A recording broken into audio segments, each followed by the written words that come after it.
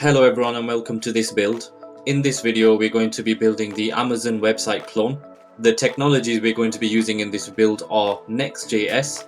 We will also be using Graph CMS to handle all of our products. We can then choose to add or remove products within our store. We will be using GraphQL to fetch all of our products from the Graph CMS library, and then from there we will render our products onto the page.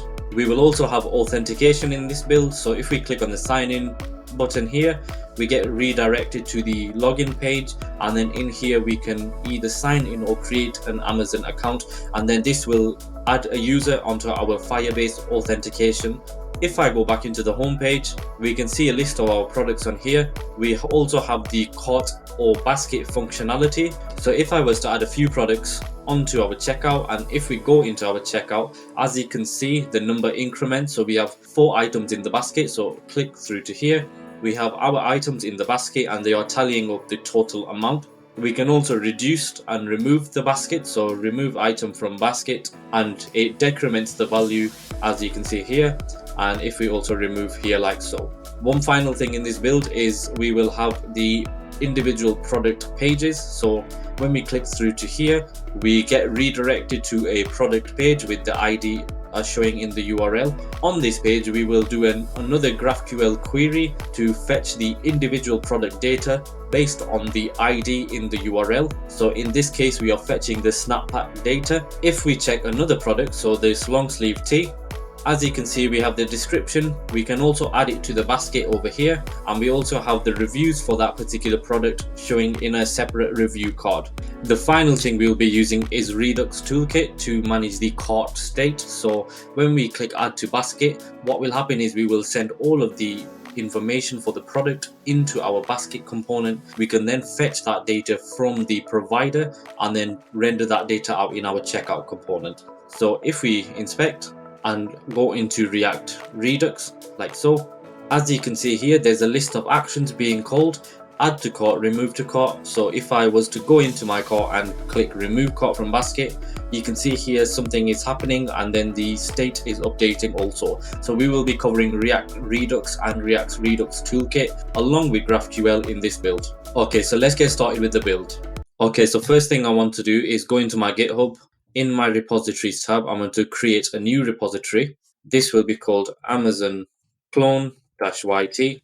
This is so we can have a repository and deploy it onto the web when we have completed. So what I want to do is copy this and clone the repository. So in my folder structure in my terminal, I want to type in ls to see what directory I am in. And I want to go into my YouTube folder, which is here. So cd space YouTube. So change directory into my YouTube and do ls again. So I have a few projects in here. So what I want to do is clone this repository. So to do that, we do git space clone and then paste in the URL that we have just copied and press enter. So what we have done is cloned an empty repository. So it's connected with this GitHub repository over here. Now what we want to do is initialize the project. So to initialize the project, I'm just going to bring in the code. So it is npx create next app, and we want to install style components for the styles on this build. So we do -- example with styled components and then the project name. So the name is going to be Amazon clone-yt. So if I press enter, this will then install all of the dependencies. So install style components for me and the Next.js project. This will also have TypeScript installed also, as it comes default with Next.js now. The fetching of the data with GraphQL will be client-side, so we won't be using any server-side rendering in this build, such as get server-side props, get static paths, and get static props. Okay, so now that that has built, we need to go into the project and then open it up in our Visual Studio Code editor. So if you just type in cd amazon-clone-yt and press enter, and then I want to open the VS Code. So I type in code space dot and enter. This has now opened the repository for me. Okay, so now what I want to do is close this window as we don't need it anymore. And then if we expand our code and our browser like so. So now what I want to do in my VS Code is create a new terminal in here. And we have a yarn lock file installed, so we will be using yarn also in this build. So all I want to do to run the project is yarn run dev, press enter. This now has started the server for us on localhost 3001. So if I command and click through, we now have our completed project and our new project side by side. What I'm also going to do is just close my GitHub repository for this, as we don't need it anymore. The reason I've used Next.js instead of React is just simply because in Pages, if we add a new page in here, it does all of the routing for us. So I will explain this later on. And also we have the next image component, which optimizes the image further for us. So now if we go into our root file, so the app.tsx, in here we have a theme provider, we have global styles coming from style components, and then the rest of our app is within here. So this is a higher order component that wraps around our app. We will then be able to access all of the styles. So in this case, we have a primary and secondary color that we will update later on, and we can then access that at the component level. So the first thing I'm going to do is bring in the theme colors for Amazon and replace them with the primary and secondary. So if I just paste them in, we have a black, white background, orange, and a nav background. So all I want to do is save, and then TypeScript will bring up an error saying black does not exist on type primary string and secondary string. So what we need to do is update the default theme also. So essentially these 5 colors are strings, so we need to define them as well. So if I command and click through to default theme, in here, all we need to do is paste in the theme colors, and this will be a string for black, and all of them will be a string actually. So if we just paste them in and now save, and if we go in back into our app.tsx, we can see now there are no errors being shown in here. Also, the homepage will be the index.tsx. So if we go into that, I want to remove this boilerplate code in here. So everything from the head to the main we can delete like so. And now if I save, nothing will be rendered on the page as we have nothing there. So if I rendered a p tag saying homepage and save, you can see here we have the homepage being rendered. The way the pages and routing works in Next.js is quite simple. If we do a / on the end of the URL and then we type in the page name, so if we go in the about component, for example, we have the about page. So if I went to / and then about like so, we can see here the about page is being rendered and this component is showing. So if I click go back into our home page, and I'm also going to delete the about page as we're not using it in this build, so we can delete that. And back in our home page, we need to configure some styles. So in our components, we have a shared styles folder. So if we go in here, we have a few default components, which is cards, global styles, and shared styles. First of all, I'm going to delete the cards as we don't need that component. And then what I'm also going to do is at my package.json level, I'm going to create a new folder. And this is going to be called styles, which is where we will have all our styles in. So if I move our global styles in here and update the imports along with the shared styles as well, I now have the error of import cards from cards. We're not using that, so we can delete that one. And we don't need these other tags in for now, so we can delete them. And if I go into my global styles, we can see here that the color for the body is the primary color. What we want to do is change all of the color of the text in our body to black. So if we do theme.colors.black, what this is actually doing is it's actually accessing the theme, which is in our app.tsx over here. We're accessing the theme that is wrapping our app all together. And then we're accessing the theme.colors.black. So going back into my global styles over here, we have changed the color to black. And I'm also going to add the background color as well. So if we go in our body, and we're going to have a background color of theme.colors.background like so. What I also want to do is have some shared styles in here. So if I bring in my shared styles from my completed build, and paste them in here. So essentially we have a container, a main, title, description, and Amazon button also, which we will use later on. So that's this yellow button that is used in here and also in the checkout component as well. Okay, so now that's the folder structure and project set up. What we want to do now is build the header component, and we will do that next. Okay, so first of all, we're going to build the header component. So in my components folder here, I'm just going to create a new folder named header, and this folder will have an index.tsx and also a styled.tsx. And in my index.tsx, if I do RAFCE and press tab, and this will create a React arrow functional component for me, and this is going to be called header. And how I have done that is I have an extension in my extension. So in here, if we search for this extension here, we then have a few snippets that we can use with React and other technologies also. Okay, so going back in my header component, what I now need to do is render this at the top on all pages actually. So if I go into our pages, into underscore app.tsx, and just above the component, I'm going to render the header over here, like so. And now I need to do control spacebar to import this from slash component slash header, like so. And then we close this off and now save. As you can see now, the header is being rendered at the top of the page. Okay, so if we go on to the header here, we have a few items. First off, we have the Amazon logo, then we have the search bar, then we have the sign in button here, along with return the orders, and then the basket functionality over here. This basket here is going to be coming from Material UI icon, so we will also install that as well. So the first thing we need to do is add in the logo. So going back into our header component, what I want to do is change this to a nav, but I also want to create a styled component for this. So in my style.ts, first of all, I want to import styled from style components. And then the way you would create a style component is we want to export it first of all. So export const of nav.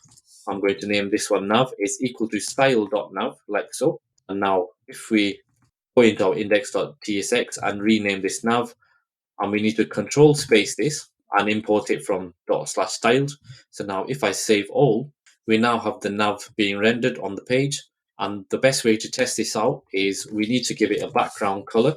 And what we're going to do is access the theme.colors.nav background and not primary this time. This is coming from the theme styles that we provided at the start.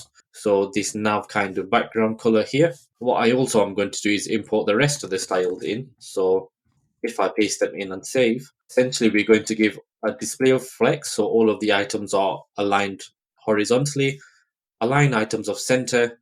We're going to give it a sticky position so it sticks to the top of the page, a bit of padding on the top and bottom of 10 and left and right of 15, and then a Z index of 1000, which is quite elaborate, but we're going to essentially show the header on the page at all times. So the first item in our nav we want to show is an image. So if we do image for now, and then the source of this image we are going to have as an Amazon logo, which if we just copy this upload here and now save, we should get the Amazon logo over here, and it's quite big, so we need to define the width and the height. So I'm just going to give it a width of 100 and a height of 100. So width is equal to 100 and also a height of 100. And now that has shrunk a little bit. And for image optimization, we want to use the next image component. So if we change this to a style component, and then we will use the next image component to optimize the image further. So I'm going to name this as a style component of logo, which we now need to create. So here I'm just going to do export const of logo, which is equal to style.image, like so. But instead of the HTML image, I'm going to use the NextJS image. So if we do parentheses like so and type in image like so, and what we need to do is control space and import next/image here and close it off. And now if we go back in here and control space, so the way next image works is we can only use predefined URLs. So we have to define that we're going to be using this URL in the application. So here you can see hostname png.img.com is not configured under images in your next config.js. So we need to configure that now. So as you can see here, we have the next config.js over here. After the compiler, we need to give an images object.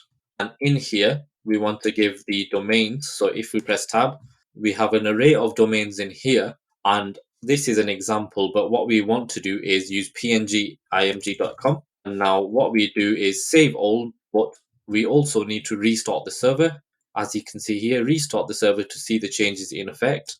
So if I do yarn run dev again and refresh the page, we can now see the image is being shown. And if I was to inspect this image now, it wouldn't just be a regular image tag, we now have a source set in here, and it is showing the different versions for the different device types. So it is a better optimized image. And also you can see here we have a loading of lazy as well. So what we now need to do is fix the styling of the image. So in our styled component, in my logo, what I'm going to do in here is, first of all, give it a cursor of pointer, a height of 50 pixels, a margin of 0 and 20 pixels on the left and the right. So if I save, you can see here that the image is looking a little bit better.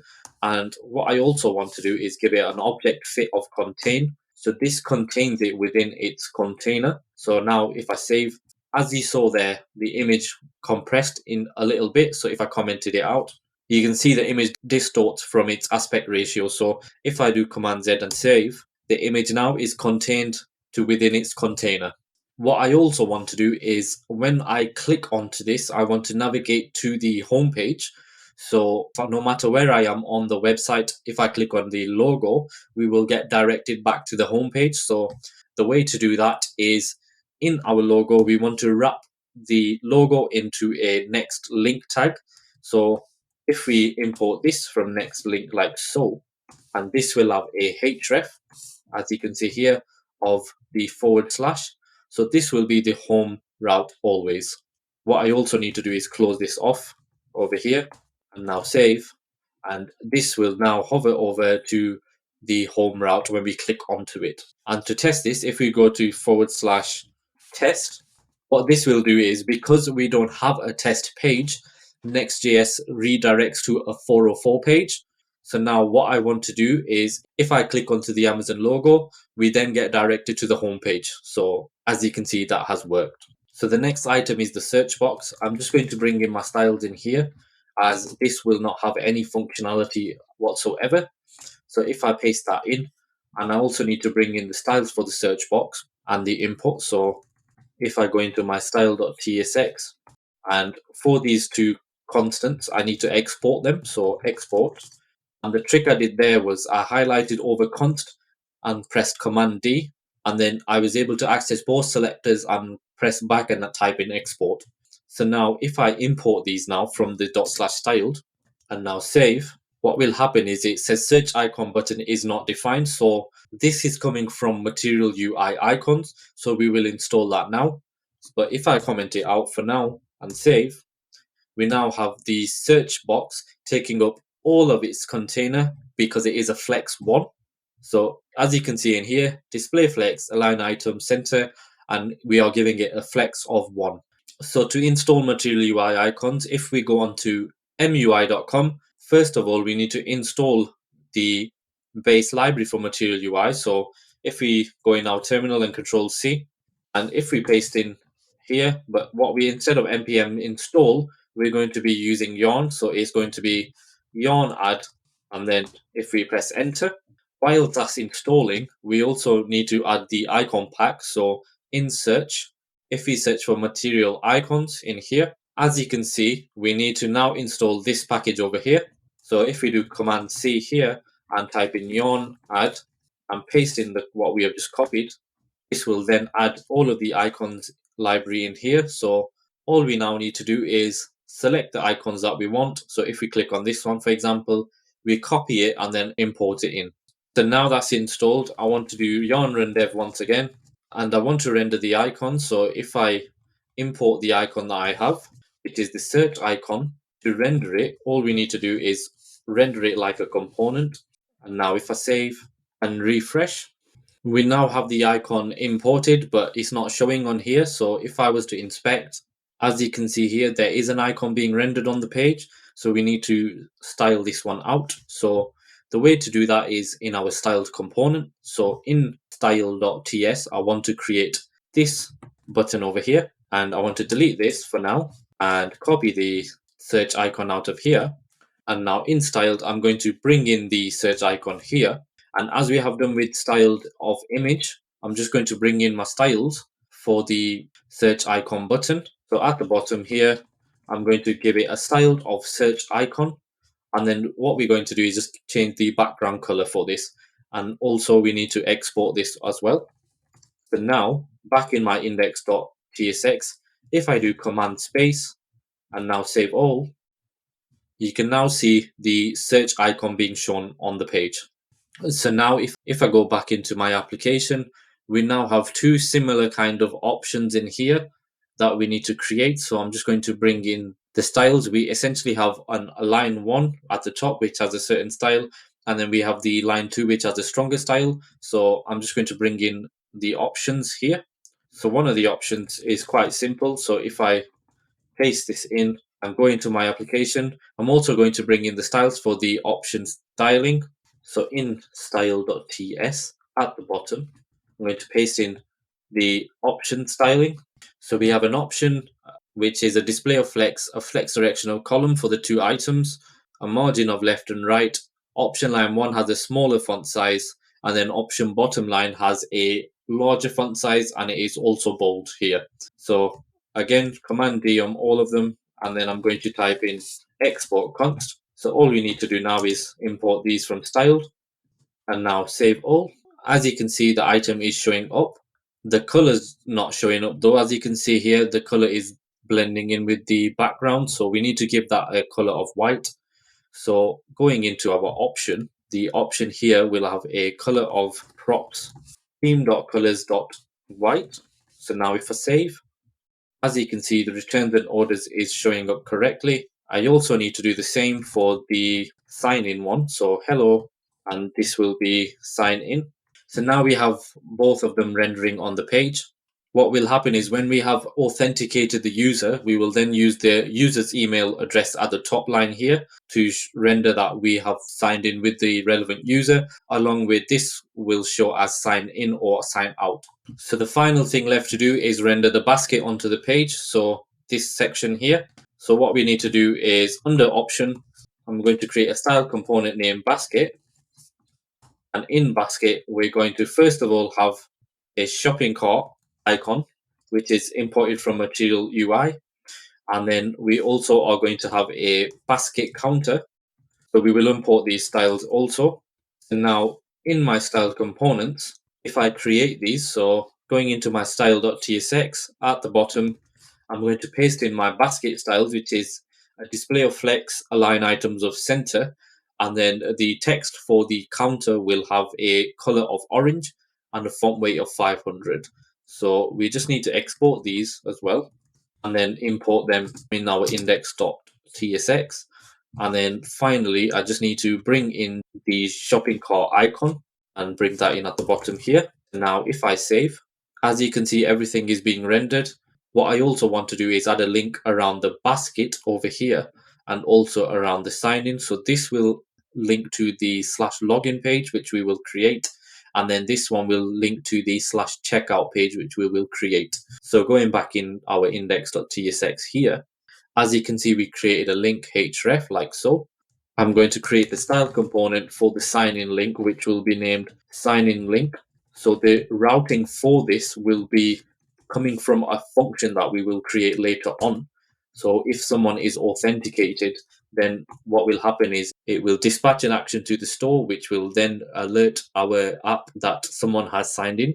Then we will have access to the signed in information coming from Firebase authentication. And then we can also reroute or redirect if we wanted to as well. So this is going to be called sign in link. So we need to create a style component for this, which I will import. Essentially, it gives it a cursor pointer and it gives the color as white. So that is sign in link complete. And for the basket, what I want to do is when we click on the basket, I want to redirect the user to the /checkout page. So that's quite simple. All we do is a link tag, and then this is going to be a href of /checkout. And then also we need to wrap this here and now save. And now what we need to do is also style this. So I'm going to name this checkout link. And then this is now going to be a styled component. So in checkout link, so export const is equal to style.link this time, which is coming from next link like so. And in here, what I'm going to do is give it a text decoration of none and also a color of white. So now all I need to do is import this from /styled. And then if I scroll to the top, we have all the imports on our header component working. So now if I save all, we now have the header complete. If we click through to here, we get directed to /checkout, which we need to create. So at the minute it's showing a 404 page because in our pages folder here, we don't have a checkout page rendering. So we could create that now. So this will be checkout.tsx. And all we need to do is if we just copy the home page and paste in here. And now instead of home, we name this to checkout. And again, this is the checkout page. So now if I save and refresh, we now have the checkout page being rendered. So if I click on the logo and go back to the home, that is the header component now complete. Okay, so what we want to do next is create the login form. So this is the login section here. This will be authenticated with Firebase authentication. So we will set that up later on. What I first want to do is create the login page. So if we go on to pages and create a new page in here named login.tsx, and essentially what I want to do is bring in what I have. So essentially we are getting container and main from the shared styles over here. Going back in my login, we have a login container which we need to create, and then the login form component which we also need to create. So if I copy this one out, and for now I want to put in a h1 of sign in, and I also want to create the login styles. So if I go into styles in here and create a new style component files named login styles.ts, and what I want to do is import the container or the login container into here. So essentially it has a background color of white, a display of flex direction of column, and align items of center. And instead of exporting it here, we can also use it like this and further extend with further styles by using the comma like so. So now, going back in my login component, we are importing the login container now from styles/login styles. All I want to do now is save everything. And going into here, if I go onto the sign in link and click through to here, if I go onto /login and press enter, we now have a h1 of sign in being rendered onto the page. So the next step is we need to create this login form component. So if we create that now, so login form. So if I go into my components and create a new folder named login form, this will have an index.tsx in here. And if I do rafce and name this login form, all I need to do now is import this. So all we do is import like so. And now we should see login form being rendered on the page. So if we go back in here, we have a component, which is the login form component. It has a sign in title, a label of email, an input of email, a password, a label, and a password input. We have a sign in button and a create your Amazon account button. So let's create the UI for that. So in login form, I also need to create a style.tsx. So in here, first off, I want to have a h1 saying sign in, which it is doing now, and then a form. In this form, we will have a label, which we do an input of email like so, a label of password, and also an input type of password. And now if I save, you can see here everything is being rendered correctly. What I also want to do is import the style into the login form. So essentially we have a container which gives it a width of 300 pixels. So we need to replace the div with the container like so. And now if I save all, you can see it's starting to shape up a little bit now. We need to style the labels. So if I go into here and instead of H5, this will be label. We also have a sign in button and a register button. So we need to render them out as well. So under the input type of password, I'm just going to render the sign in button coming from the styles. And then we also have a P style of O, which I will also bring in. And then finally, we will have the register button as well. So instead of register, what I'm going to do is just type in create your Amazon account. What I also want to do is add a cursor pointer onto the sign in. So if we go into our styled, and on the button here, we would add a cursor pointer, and we can also add it to the register button as well. But essentially, they have different styles on here. They are similar, but the colors are different, as you can see. For the form, we have a width of 300 pixels, a display of flex, a flex direction of column, a bit of padding around it, and a border around the component of light gray, and then we have some styling also inside. And then for the inputs, what we want to do is add a margin top, and that will be of 5 pixels as well. Okay, so now that the UI is complete on the login page, what we now need to do is keep track of the email and password so that when we sign in or create the Amazon account, we have access to what is in the inputs at the time. So the way to do that is with a hook called useState. So just before my return block, I'm going to create 2 pieces of state in here. So the first one is going to be the email, so const email, and set email is equal to react.useState, and I'm going to do the same for the password, and these are equal to a use state of an empty string. So what I want to do now is in my inputs in here give a value, and the value for the email will be the email piece of state that I have created up here. So the value initially will be an empty string, as you can see. So I just need to do the same for the password. So value is equal to password, like so. So now if I save, we now have pieces of value attached to the inputs. So now what we need to do is keep track of when we change and type something in.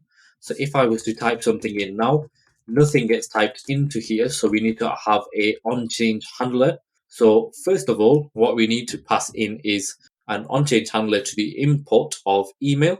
So if I type in onChange is equal to an arrow function. So in here, we want to set the email. So this is the setter function, which is updating the email state to the e.target.value, so the event.target.value. And what we need to do is pass in the event here as well. So now if I save, as you can see, the onChange method is setting the email to e.target.value. So if I was to console log the email, first of all, and now save, what I want to do is inspect in my console to see if the email is updating. So I'm just going to put test, and as you can see, the email is updating each time I type in. So now all we need to do is the same for the password. So instead of the onChange being set email this time, this will be set password. And now if I save, that should update as well, and we can type in as well. So now that we have the inputs working correctly, what we need to do now is make sure the buttons are working correctly. So what I'm going to do is create 2 functions so that when we click on them, it takes in the values in here, and then we can authenticate using Firebase authentication. So first of all, on my sign in button, I'm going to have an onClick in here, which invokes a function, and this function will be login user. So we need to create that, and we also need to prevent the default behavior as well. So passing in the event like so. So now if I save, I'm just going to copy this and do the same thing for the register button, but instead of login user, it's going to be register user. So just up top here, under the use states, what I want to do is create the login user. So const of login user. I want the console log logged in as a string, and the event is already being typed in for me by TypeScript. So the event will be a React form event, so a HTML form element. So now if I save, I just need to do the same for the register user. So if we do const register user, which is pretty much the same thing, but this one is a button element. So now instead of console log of logged in, I'm just going to console log registered.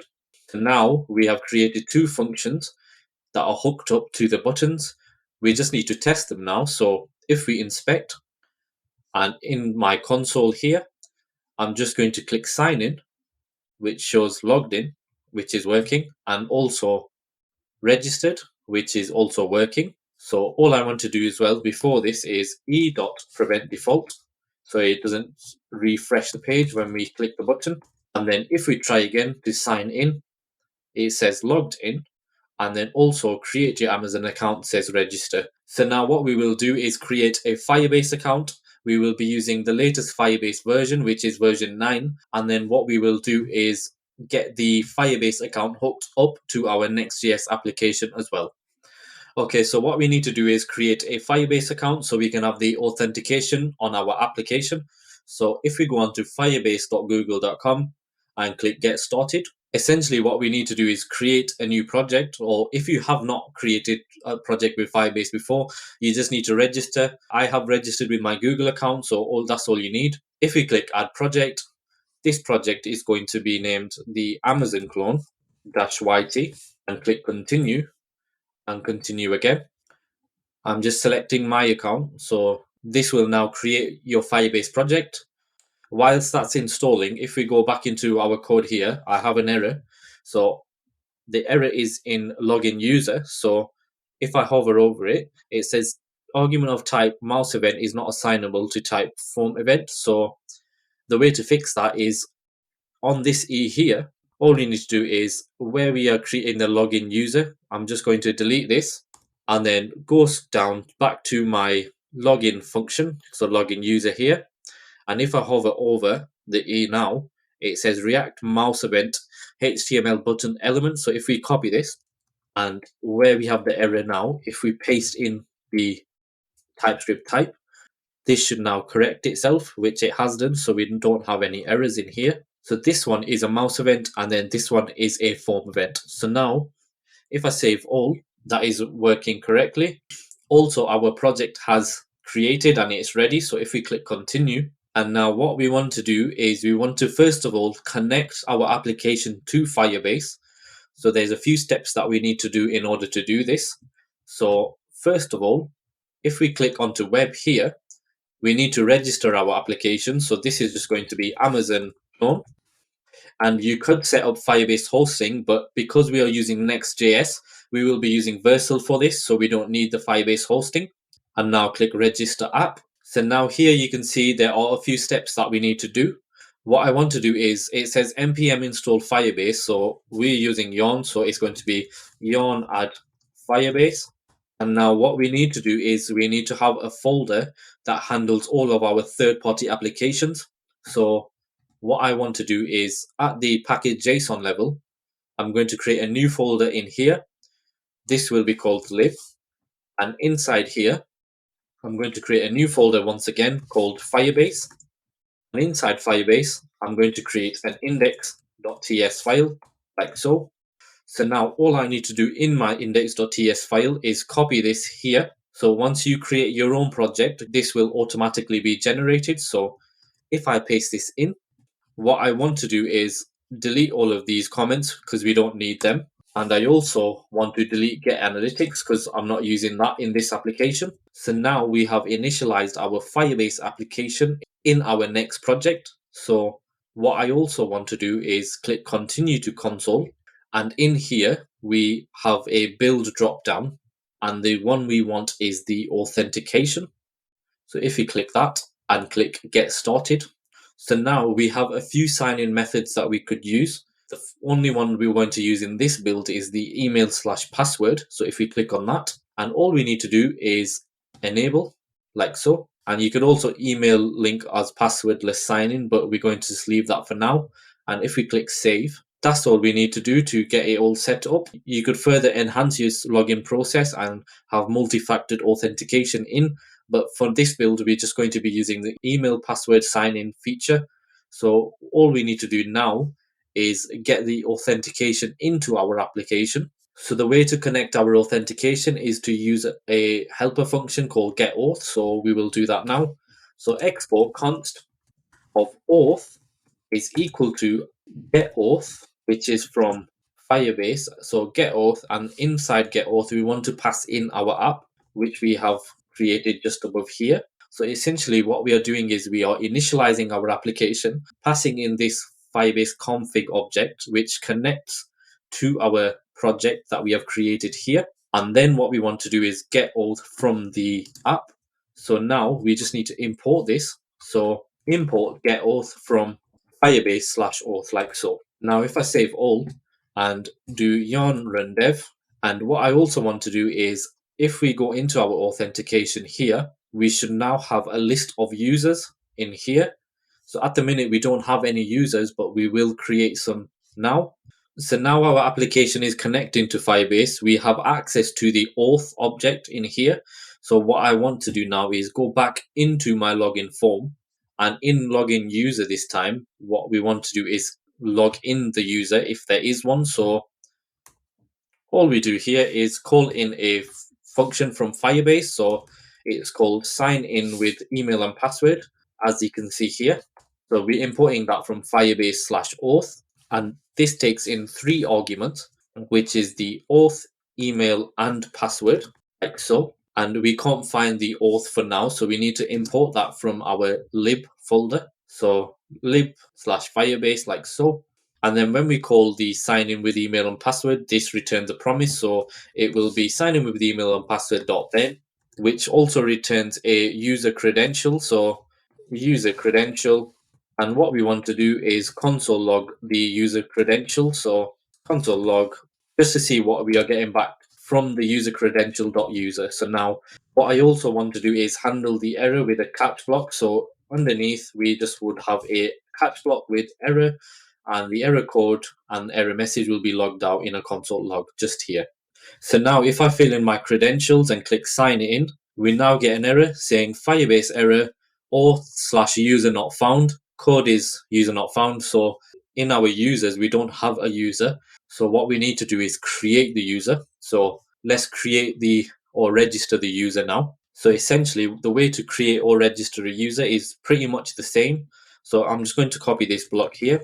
And now instead of sign in with email and password, we're going to bring in create user with email and password. So if I command space this and we import it at the top here from Firebase auth, if I now save, again passing in the auth, email, and password, what we are doing is logging the user credential.user. So in here now, if I click create your Amazon account, it says here password should be at least 6 characters long. So we need to improve the password. So I'm just going to do 1, 2, 3, 4, 5, 6, like so, and then click create. And now what has happened is this has created a user for me. So this is a user object now. As you can see, my email is now generating and is populating into the user object. What we can do is handle these errors here. So the way to handle the error would be do an alert, or you could improve that.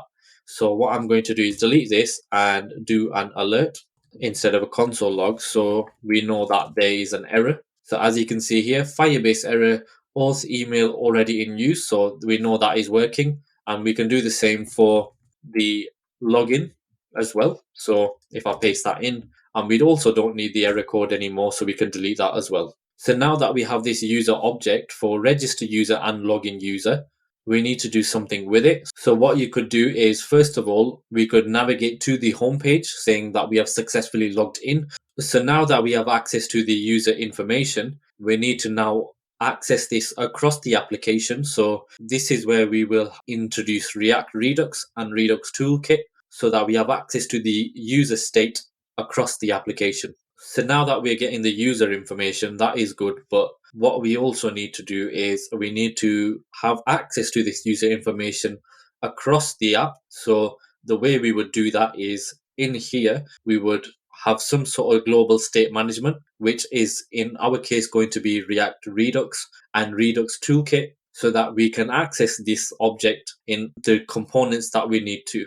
But before we do that, what I want to do is when we do successfully log in, we want to redirect the user to the home page. So all I'm going to do is do router.push to the /route, which is the home page.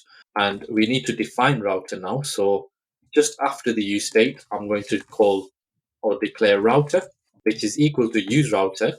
And we need to control space import this from next/router, like so. And now if I copy this, so router.push in the register user function, also in the login user function as well, this will now redirect once we have logged in to the home page. What we could also do is decouple this component into its own logic file. So the logic will have these in a separate helper function, and then we can also import them in. But what we will do is just keep it as it is, as this is the login portion complete. And also to verify that we have our user registered in our Firebase, if we go into our Firebase authentication, you can now see here we have a user generated. So next, what we are going to do is we're going to set up and install React Redux and Redux Toolkit with Next.js.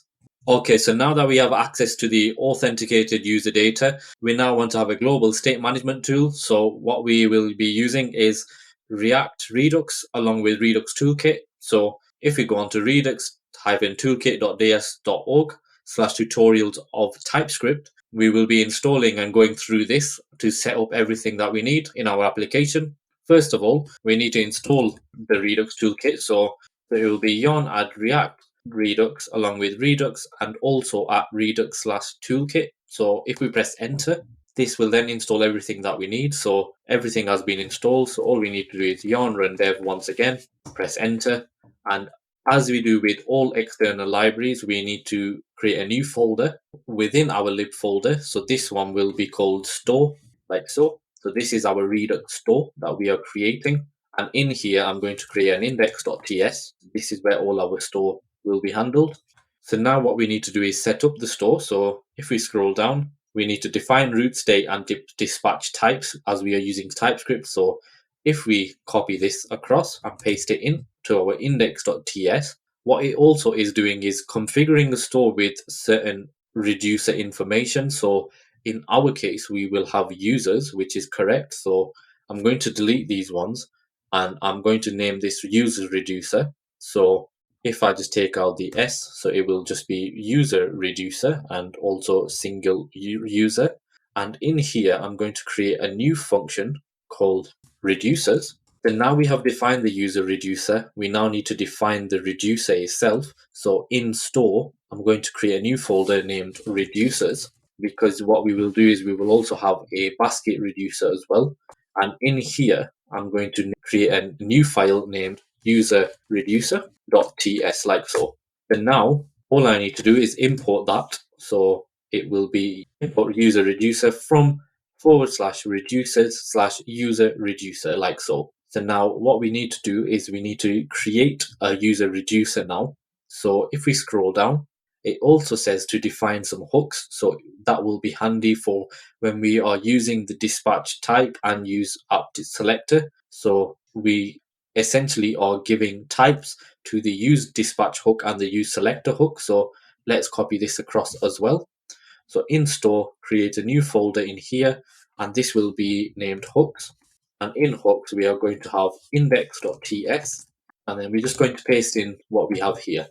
Then now we are also going to import the root state and app dispatch, but not from store this time. We have named it as index, so it will be up a level to /store, like so. And now if I save, it's saying cannot find module of store, so it will be /index, like so, and now save. So essentially we have configured two steps, which is define typed hooks and define root state and dispatch types. So if we scroll down further, it says define slice state and action types. So now what we need to do is define the user reducer state and its types of actions. So what we can do is copy this, and in our user reducer now, we can paste in the code that we have from the example over here. So if we break it down, initially we have a initial state, as you can see here, and that is a value. What we need to do is change this around, so it will be the user state. So we need to change the counter to user, like so, and then the user state will have a user in here, and initially the user will be null. So as you saw before, the user was an object that we was console logging. So in here, if we inspect in our console, type in test at test.com, and then the password is 123456. If I press sign in, as you can see, it says no user found. So we now need to create your Amazon account. So if I click that and we close this down, it's just saying that we have reused the same password twice. We have this user object, so this will be a type. So we need to define that type. Initially, the interface for user state will be null. So user initially will either be null, like so, or it's going to be this object type. So what we will do is the pipe, like so, and then we can have access to the Firebase user. So Firebase user, and if we take that out, and all we do is control space. If it's not importing, we just need to find it. So if I copy this and paste it in as an import, so essentially we are importing the user as Firebase user from Firebase/auth. So that is the user state or the user type defined. So I'm just going to name this user type like so, and then capitalize this. And all we need to do is do the same here. So essentially what we have done is define the type for the slice state or the user state, and then we will define the initial state using that type. So initially when we log into our application, the user is going to be null because we haven't filled in the login form and we haven't authenticated with Firebase authentication. So that's why it will be null for now. Going back into our application, now we have the slice. So essentially this is the slice that has all of our actions in. So what we want to do is essentially have two actions, and they will be, instead of increment, they will be sign into account, which is one action that we have, and then the other action is going to be sign out from account, which is another action that we need to create. So when we log in, we can either log in or log out, and these will be actions that we will call to update the global state of our application. So we update this user here, so it will either be null or it will be this object that we have here. So the name of this slice is going to be the user, and instead of counter slice, we are going to call this the user slice. So this is the user slice part of the Redux store. So essentially this will handle all of the user information, the actions, and whether we want to fetch the user state. So for example, if we wanted to fetch the user email, we can then use the use selector, or in this case, the use app selector in our hooks. Going back into the user reducer here, we now have set up the type. We now need to set up the user slice, and then we also need to export the actions. So instead of counter slice now, it will be user slice dot actions like so. And then the two actions we are going to create is the sign into account. So sign into account, and then the other one is the sign out from account. So if I copy this and paste this in also. So now, as you can see, these actions are readily available. If I import them into a component, I can then either call sign into account or sign out from account. Okay, so the first action we're going to amend is sign out from account, which takes in a piece of state. So when we call the sign out from account, what essentially we want to do is get access to the state.user, which is this here, this state over here, and we essentially want to just set it to null, so is equal to null. That's a nice simple one. There are no parameters or actions we need to pass in to sign out from account, so this one will be handled within the sign out from account function call. With the sign into account, we now need to pass in a payload. So essentially it will have its initial state and then the action that we need to pass in, and this action will have a type of payload action, and then the payload action will be the Firebase user that we have defined at the top here. We're passing in a payload action, and the type of the payload action is the Firebase user, which is this object that we see here on the right of the console. So now all we need to do is again copy this and amend the state.user, which is equal to the action.payload, like so. So now if I save, that is now working correctly. The final thing is in our user reducer is this bottom piece of code here. Other code such as selectors can use the imported root state type. So we need to import this correctly. So if I delete this one, and then it's going to be import type from root state from the index file, which is this one over here. So now in my user reducer here, instead of state.counter.value now, it will be state.the name of the slice. So in this case, the slice name is user. So if I copy that, and we want to get access to its user value, so that is here. So it will be state.user.user again. And I'm just going to rename this from select count to select user. So essentially when we call select user, what will happen is we get access to the state of the user at that moment in time, whether they are logged in or logged out. And one final amendment to make is instead of the type, I'm just going to do import root state from index like so. And then finally, I just want to export the default of the user slice now. So now, as you can see, that is our user reducer now set up. If we go back into the documentation here, we have set up the user slice now. So when we go sign into account, we pass in the action payload. So we pass that in and then it dispatches and updates the user. If we click sign out from account, it sets the user to null as it was previously. We can then call these actions in our components. We can also have access to the user. If there is a user, then we call in the select user helper here. And then we are also exporting the user slice over here. In our index, we are configuring our store. So the user is equal to the user reducer, which is passed in our reducer. We are also exporting types. So the root state and app dispatch are being used in the user reducer and also in our index.ts hooks. As you can see here, we are further enhancing the use selector and use dispatch hook and adding our types in here like so. If we scroll down further on the documentation, it says use typed hooks in components. So now instead of calling use dispatch and use selector, we can now import use app selector and use app dispatch, which we are exporting over here. The final thing we need to do is we need to wrap this into a provider. So if we go to the app.tsx, which is the global level of our application, and what I'm going to do is around the theme provider, I'm going to wrap a provider from React Redux, and the store is going to be equal to the store. So we need to import this store from lib/store, and then it's going to be this index file here that we are exporting this store over here. So now going back in my app.tsx, I now need to close this provider off. So /provider like so. And now if I save all, we should now have a global wrapper around our application with React and Redux Toolkit. So in here, in our code now, what I'm going to do is go onto our Redux store over here.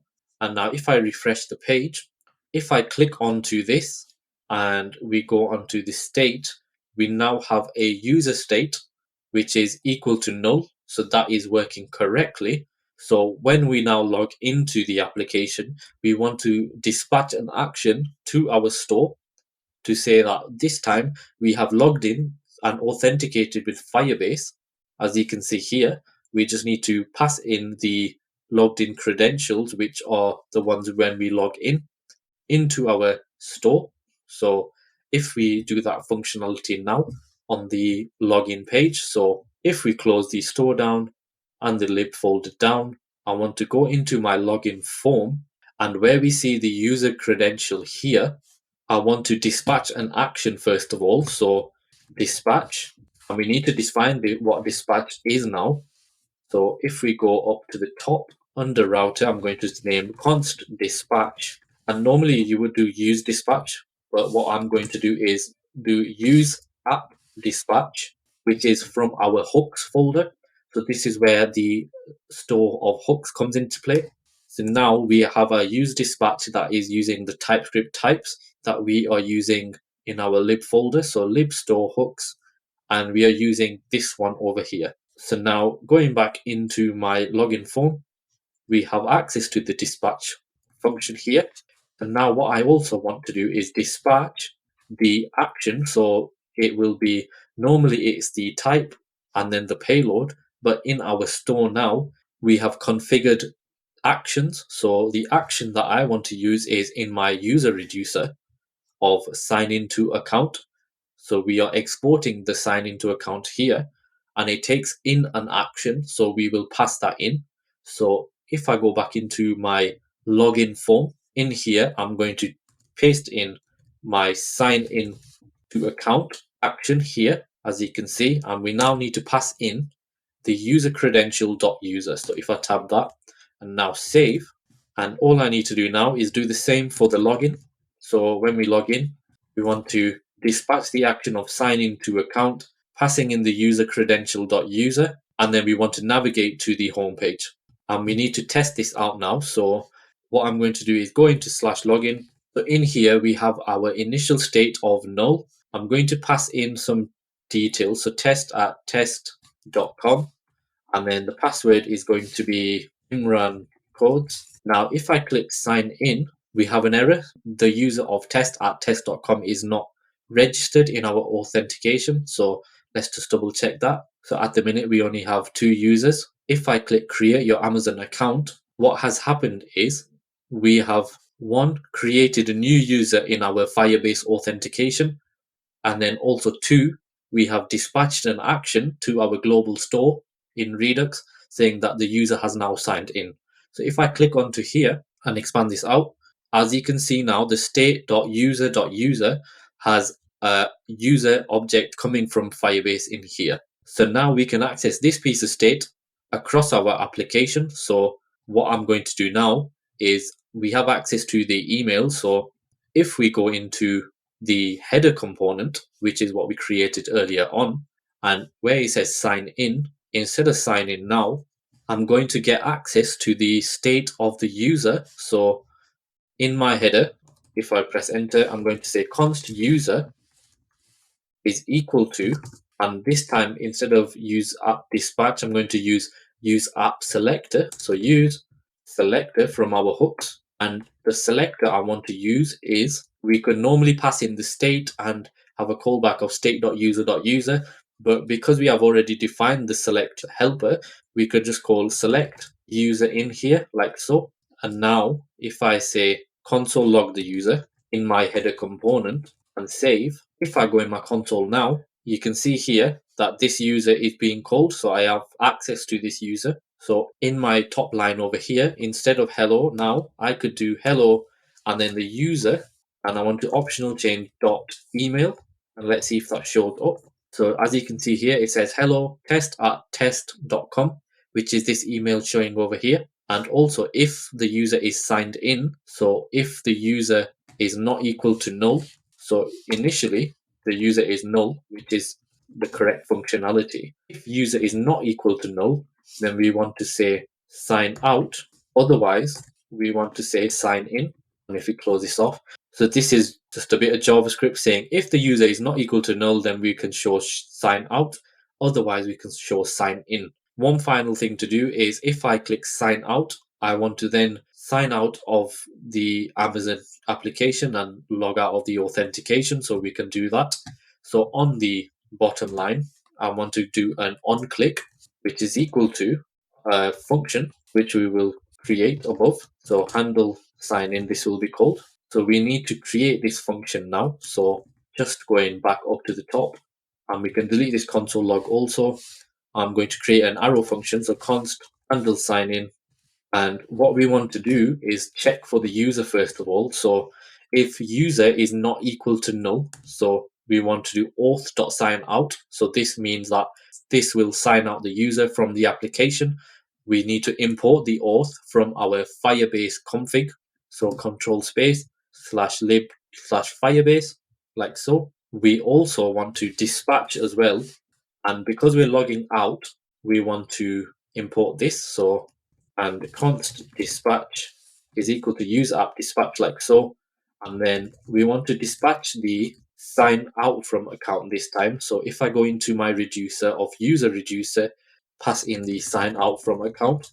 So this will set the state.user to null. So going back in here into my application, in my header, in my dispatch, I'm going to pass in sign out from account.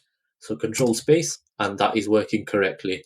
And then if the user is equal to null, what we want to do is do an else block in here, and then we want to do router.push to the /login page. So all we need to do is const router is equal to use router, and then import this from next/router. So now if I save and refresh this, so essentially we are signed in now.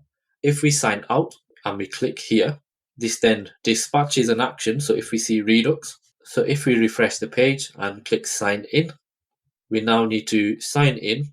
If I click sign in, and then as you can see, it says sign into account, the action has been dispatched. So we now have access to the user details here, and we also have access to the user details in the header. If I now click sign out, nothing is working. So what we need to do is invoke this sign out from account. So it actually works. And now save. And now if I click sign out, as you can see, that has changed in the header, and sign out from account has set the user to null again. So now that is the Redux store setup and the authentication setup. What we will do next is create the homepage.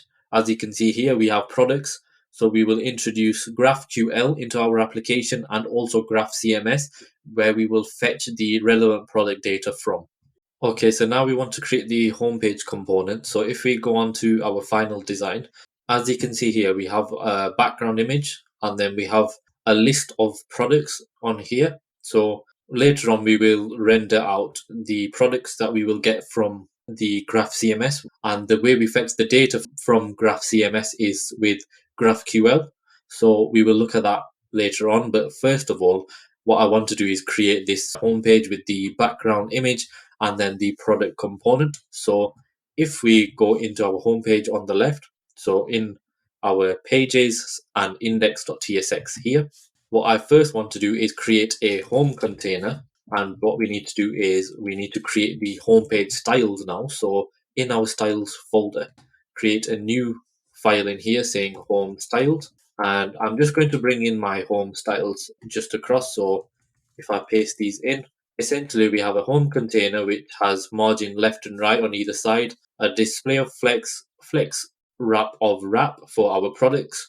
We have a background image. So as you can see, we have a gradient on there for our background image, and these are all being exported individually. So going back in here now, I just need to import my home container, and then in my home container, I'm going to render a background image, which is this one over here. So if I go into my build application here, I need to paste in the background image, which takes in a source and an alt attribute. So if I control space also, so if I save, you can see the image now, which is working correct. What I now want to do is create a list of product components. So essentially, if I bring in the code I have, what I am essentially doing is passing certain props in for certain products. So each product will take in an ID, a title, price, rating, and image, like so. So in my components now, I need to create a new component in here called product. And this will take in an index.tsx and also a styled.ts. So the index is RAFCE and this is product. And if I go into the product component, I am passing in them certain props. So if I import them in, and then first of all, what I'm going to do is render an image which has the source of image, which is being passed in by the props, like so. And then the alt is going to be the title. And then also I'm just going to render a p tag with the title as well. So if I save that, and also in my styles, I'm going to import the styles from my product component. So this takes in a product container, price, and info components. So we just need to import these into my product now. So in my product, the wrapper is a product container here. And then if we import that in from /styled, move this image to the top actually, and then in the info, this is the text for the product. I'm just going to put in the title just above here and import that in also. So now what I want to do is I want to go in my index, and where all the errors are, we just need to import the product component now. And if I save all, we now have all of the products rendering on the page, which is working correctly. I now need to create a wrapper for all of the products. So in my home styles, we have this product rows container, which gives everything a display of flex and a flex wrap of wrap. So everywhere where there is a product, we have our product rows like so. And then if I just put this in at the end of all of the products, we now need to save everything. If I now import the home styles and save, as you can see now, the products are rendering. There are 6 products in total that we are showing. And now if I go into the product component, as you can see here, there are certain types, and at the minute the types are any. So we need to have the types for the product itself. So what we can do is we can copy this and go into my product component. So it's going to be command space like so. and I'm going to create an interface here. So interface, and this is just going to be called product props. And in here, we're just going to paste in all of the types in here and also pass in the product props here like so and save. And now what we want to do is we want to pass the ID, which is equal to a string.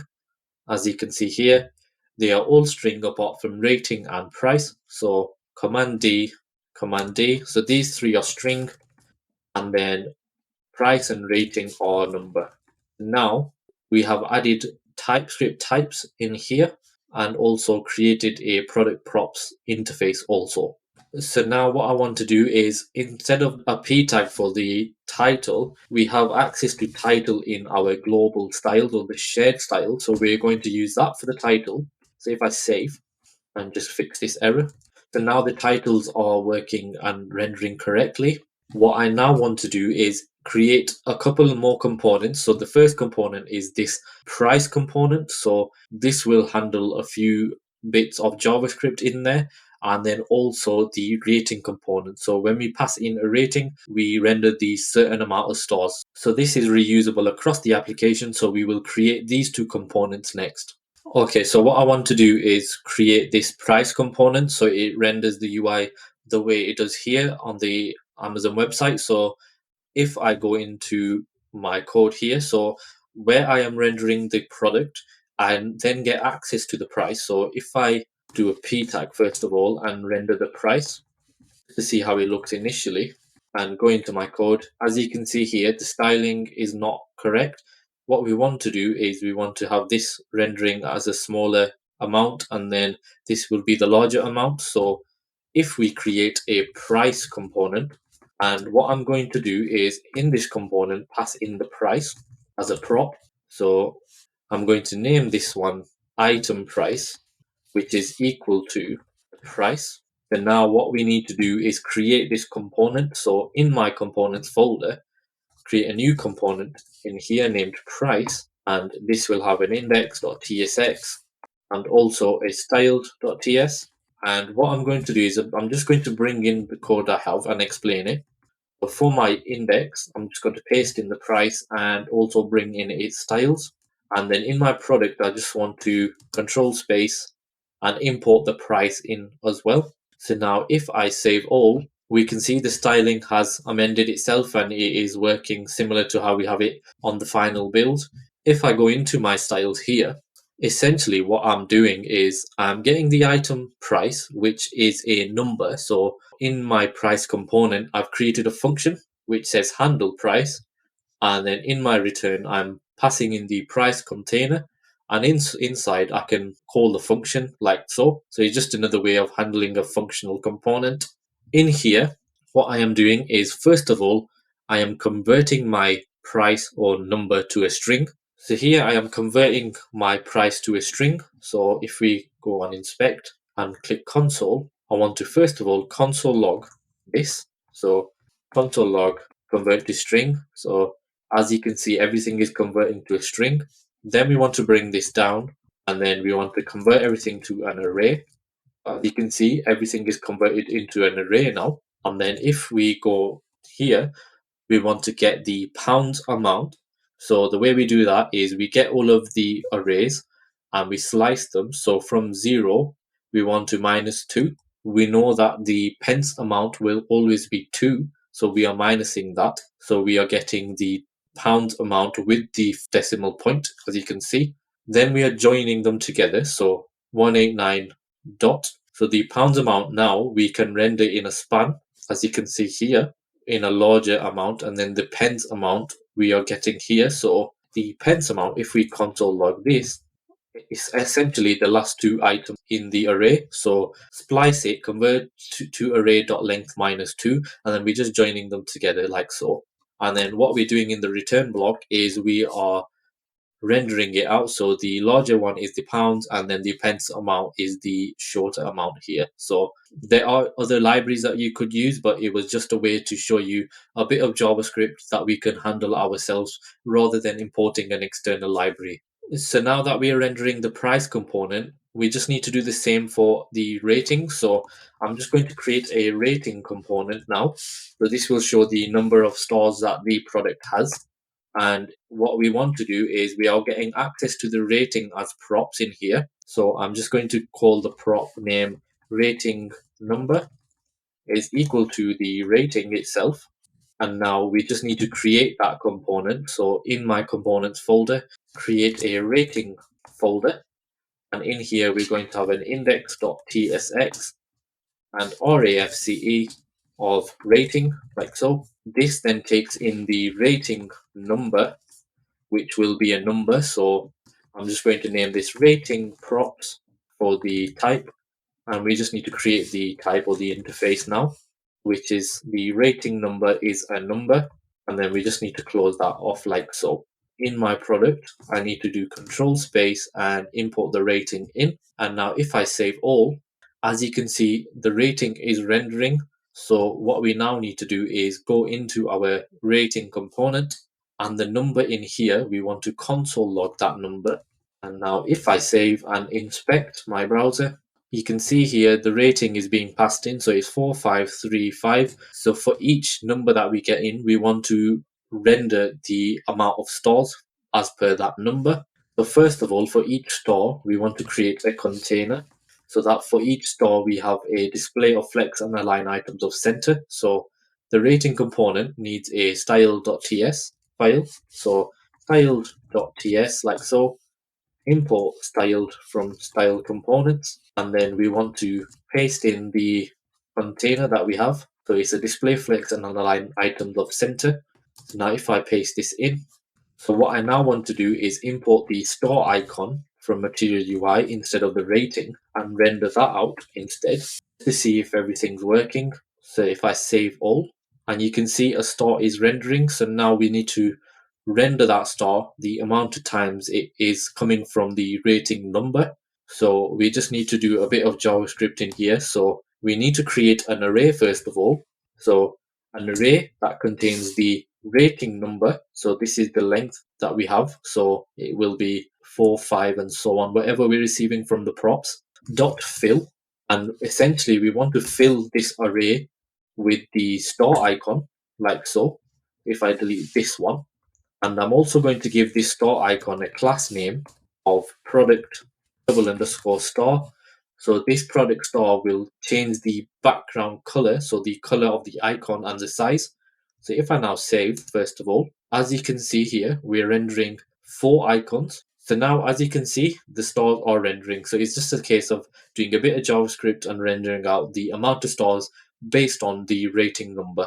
So now that the products are rendering on the page, what we now want to do is we want to fetch the product from our Graph CMS and fetch them using GraphQL, and we will do that next. Okay, so what we're going to do is fetch the data for the products on Graph CMS. So if we go on to Graph CMS, and it's this link here, app.graphcms.com, and if we click through to here, so all we need to do is log in. So continue with Google, and then I'm just going to log in with my Google account. So this has its own authentication as well. And you can also do this with the Firebase authentication as well with Google. So what I'm going to do is skip to overview for now. And then here you can select the project that you want to use. And we are going to get started with the commerce shop. So if we click get started here and click add project, we just need to set a region first of all. So I'm in the United Kingdom. So if I just click this one and click add project, so essentially this will configure all the projects. And as you can see there, it said the tech stack was Next.js with Tailwind CSS. So as this is being set up, we do need to install GraphQL. Essentially, GraphQL is a method of fetching data. As you would with a REST API, you would fetch data from an API, but it would fetch everything from the API. And what GraphQL does is you can choose and pick and select what data you want back from the API, which in turn has a lot of benefits, such as increasing performance and less network requests. There are tons of benefits with GraphQL, which we can look into, but what we are going to do is install GraphQL, and we are going to use a client called Apollo Client.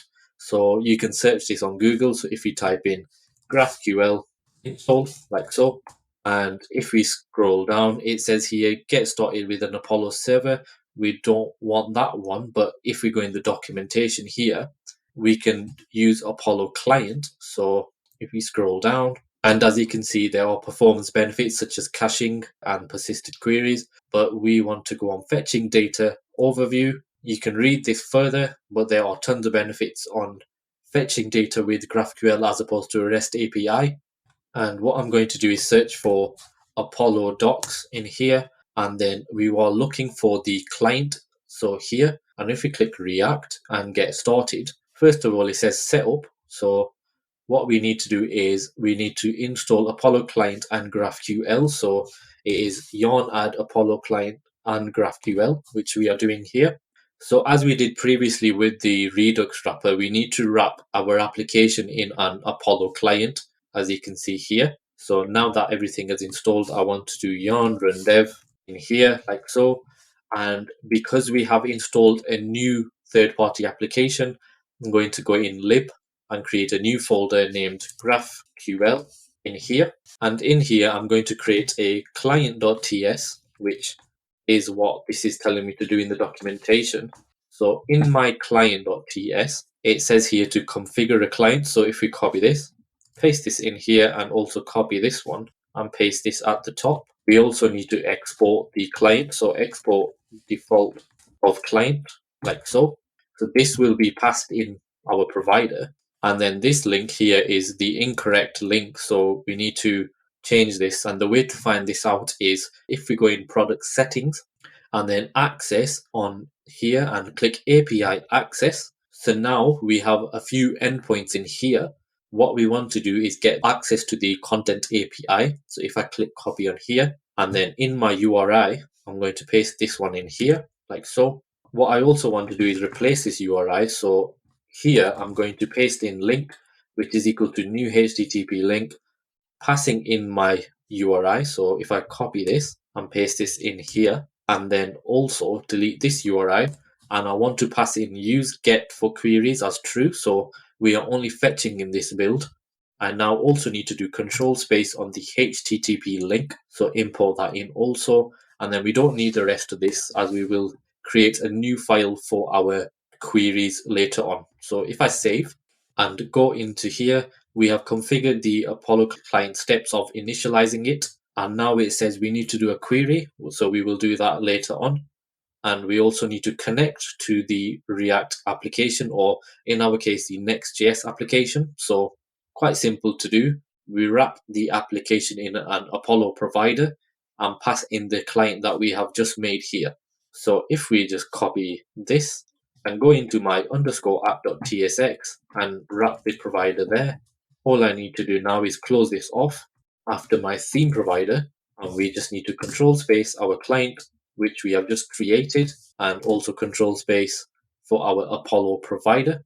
So now we should have access to the Apollo provider on a global level on our application. So now it says if we scroll down, fetch data with use query. So we can have access to use query, and then this is how we fetch the data with the use query hook, where we define a query such as get locations.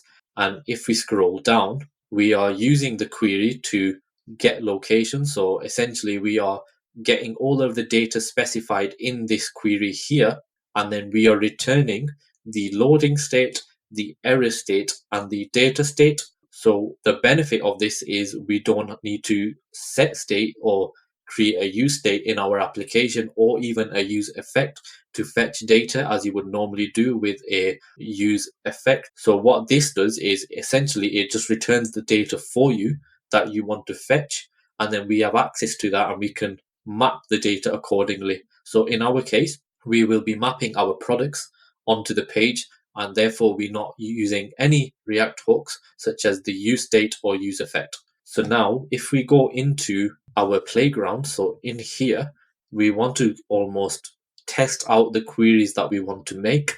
So in my API playground, if I expand this out, and what we can do is if we delete everything and we find products, so as you can see here, we can get access to retrieve a single product, or we can find all products. So In this case, it's the products here. And what I want to do is get access to the ID. So if I click ID, like so, and also the name and the price. As you can see here now, it's quite handy, and what I'm doing is I'm fetching only the data that I want. So for now, if I do products of ID, name and price and press play, as you can see here now, the data that I was talking about earlier, it is returning data.products, which is an array, and it's returning all of the products that I need in here. So what I'm going to do, if we copy this, and in my GraphQL folder here, I'm going to create a new file named query.ts, like so.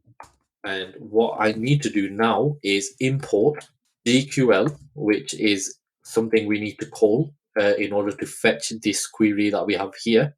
So GQL from Apollo client, like so.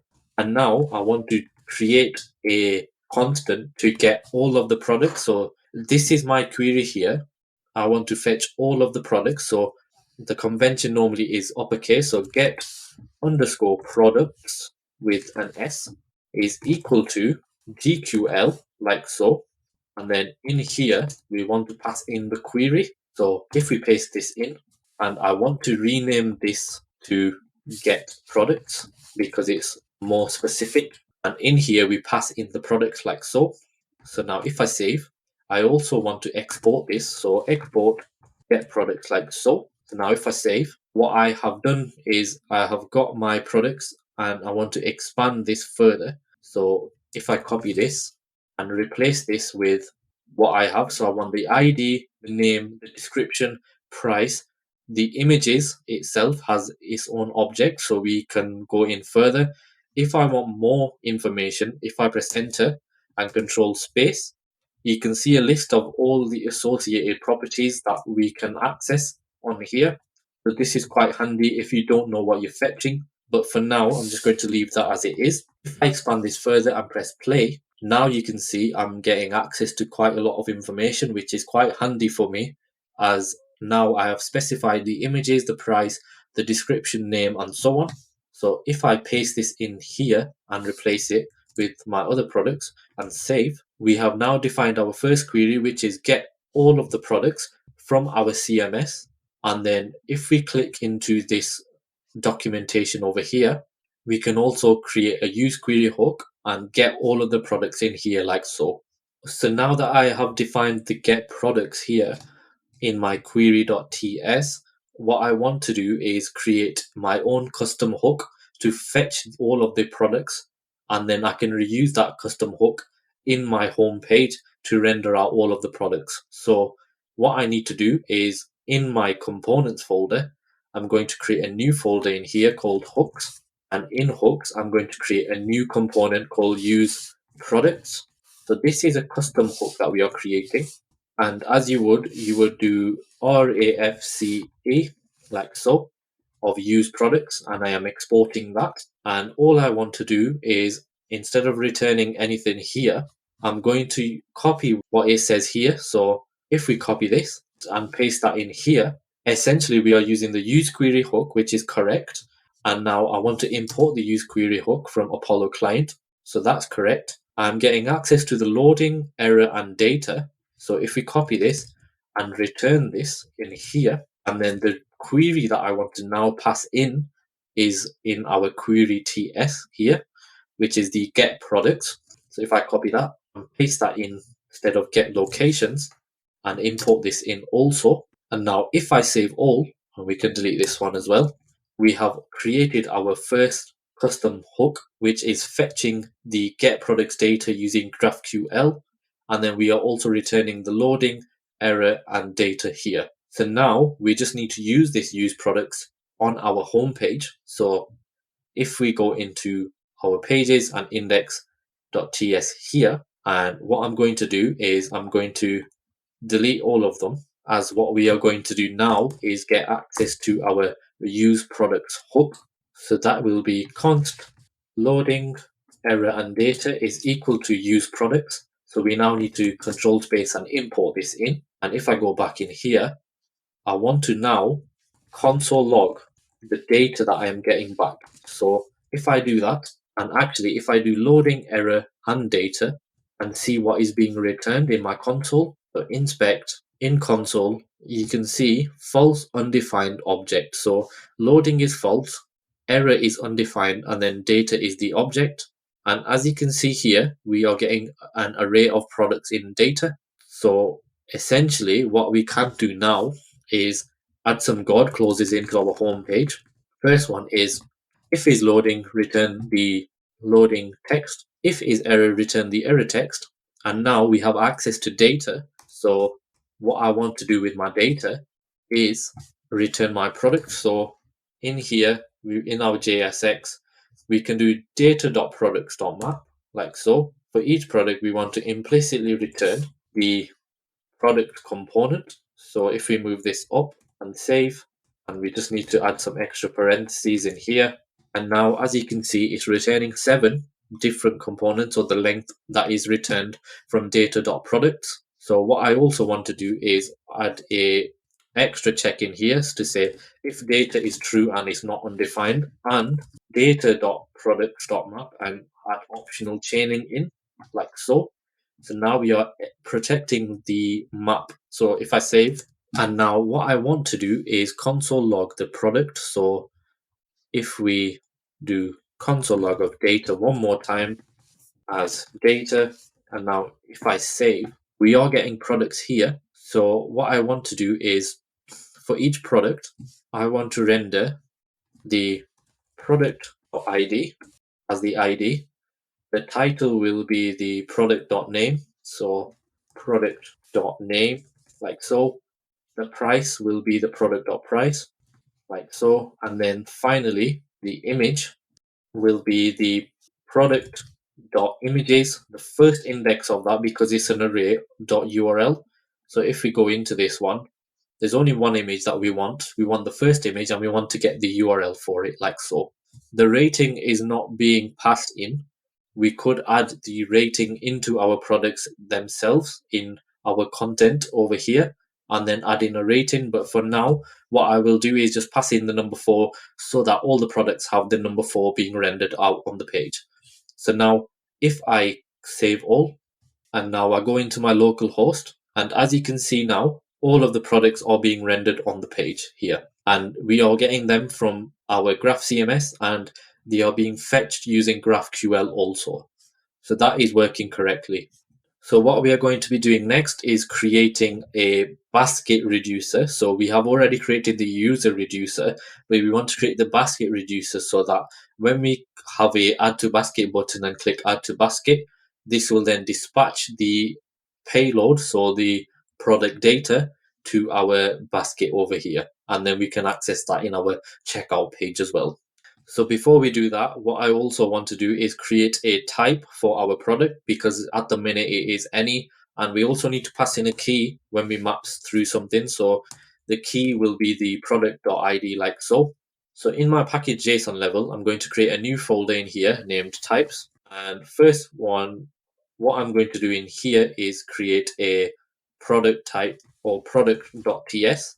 So, and then I'm just going to bring in my product type in here. So export interface of product type takes in an ID, a name, a description of string, price of number, categories of categories type array, images, which is an images type of an array, and review type also. So if I bring the rest of them in, as we will be using them later on in the application, just below here like so. So that is the product type set. So now if I go back into the index, in here we want to import the product type. So for each product it will be equal to the product type like so. So now all I want to do is find all of my console logs as well in here, and we don't need this one, and we also don't need this one here for the data now. And we can also delete these user credential ones as well. So now save all, and if I go back in here and delete this and save, you can now see everything is being rendered correctly, and we now need to create the cart reducer next. Okay, so looking at the final build, we have a add to basket button on the product component. So when we click on it, it dispatches all of the product data, and then we can access that information in our checkout page. So we first of all need to create this button. So going back into our code here, if we go into the product component and under info, I want to create a new function called add to basket button. This will be a new component. So this component will take in the following props. So if we bring them in also, so now we need to create this component. So if we go in our components folder and create a new folder in here called add to basket button, like so, and press enter, we now need to create the index.tsx for this and also rafce and paste in the add to basket button like so, and we just need to import this now. And as you can see, it will be receiving the props, so we just need to copy these, paste that in here. So now if we save all, we now see add to basket button being rendered on each individual product here. So now if we go into our global styles or our shared styles, we are exporting this Amazon button. So what I'm going to do is use this Amazon button in here, and we also need to import that. And then inside the Amazon button, we're just going to have add to basket like so, and now save. And now as you can see, the styles have imported from add to basket. One further thing we need to do is we need to create the props for this. So we could simply just copy the product props here and render them in the add to basket button like so. And what you could also do is create its own individual type in the types folder, but we will just keep it like this for now. So now if I save all, that is all set up and working correctly. So now what we need to do is we need to create the cart reducer. So we will do that next. So if we go into our lib folder in our store and index.ts, so in here now, to extend our reducers, all we need to do is simply just copy this and create a new reducer. So this will be cart equal to cart reducer.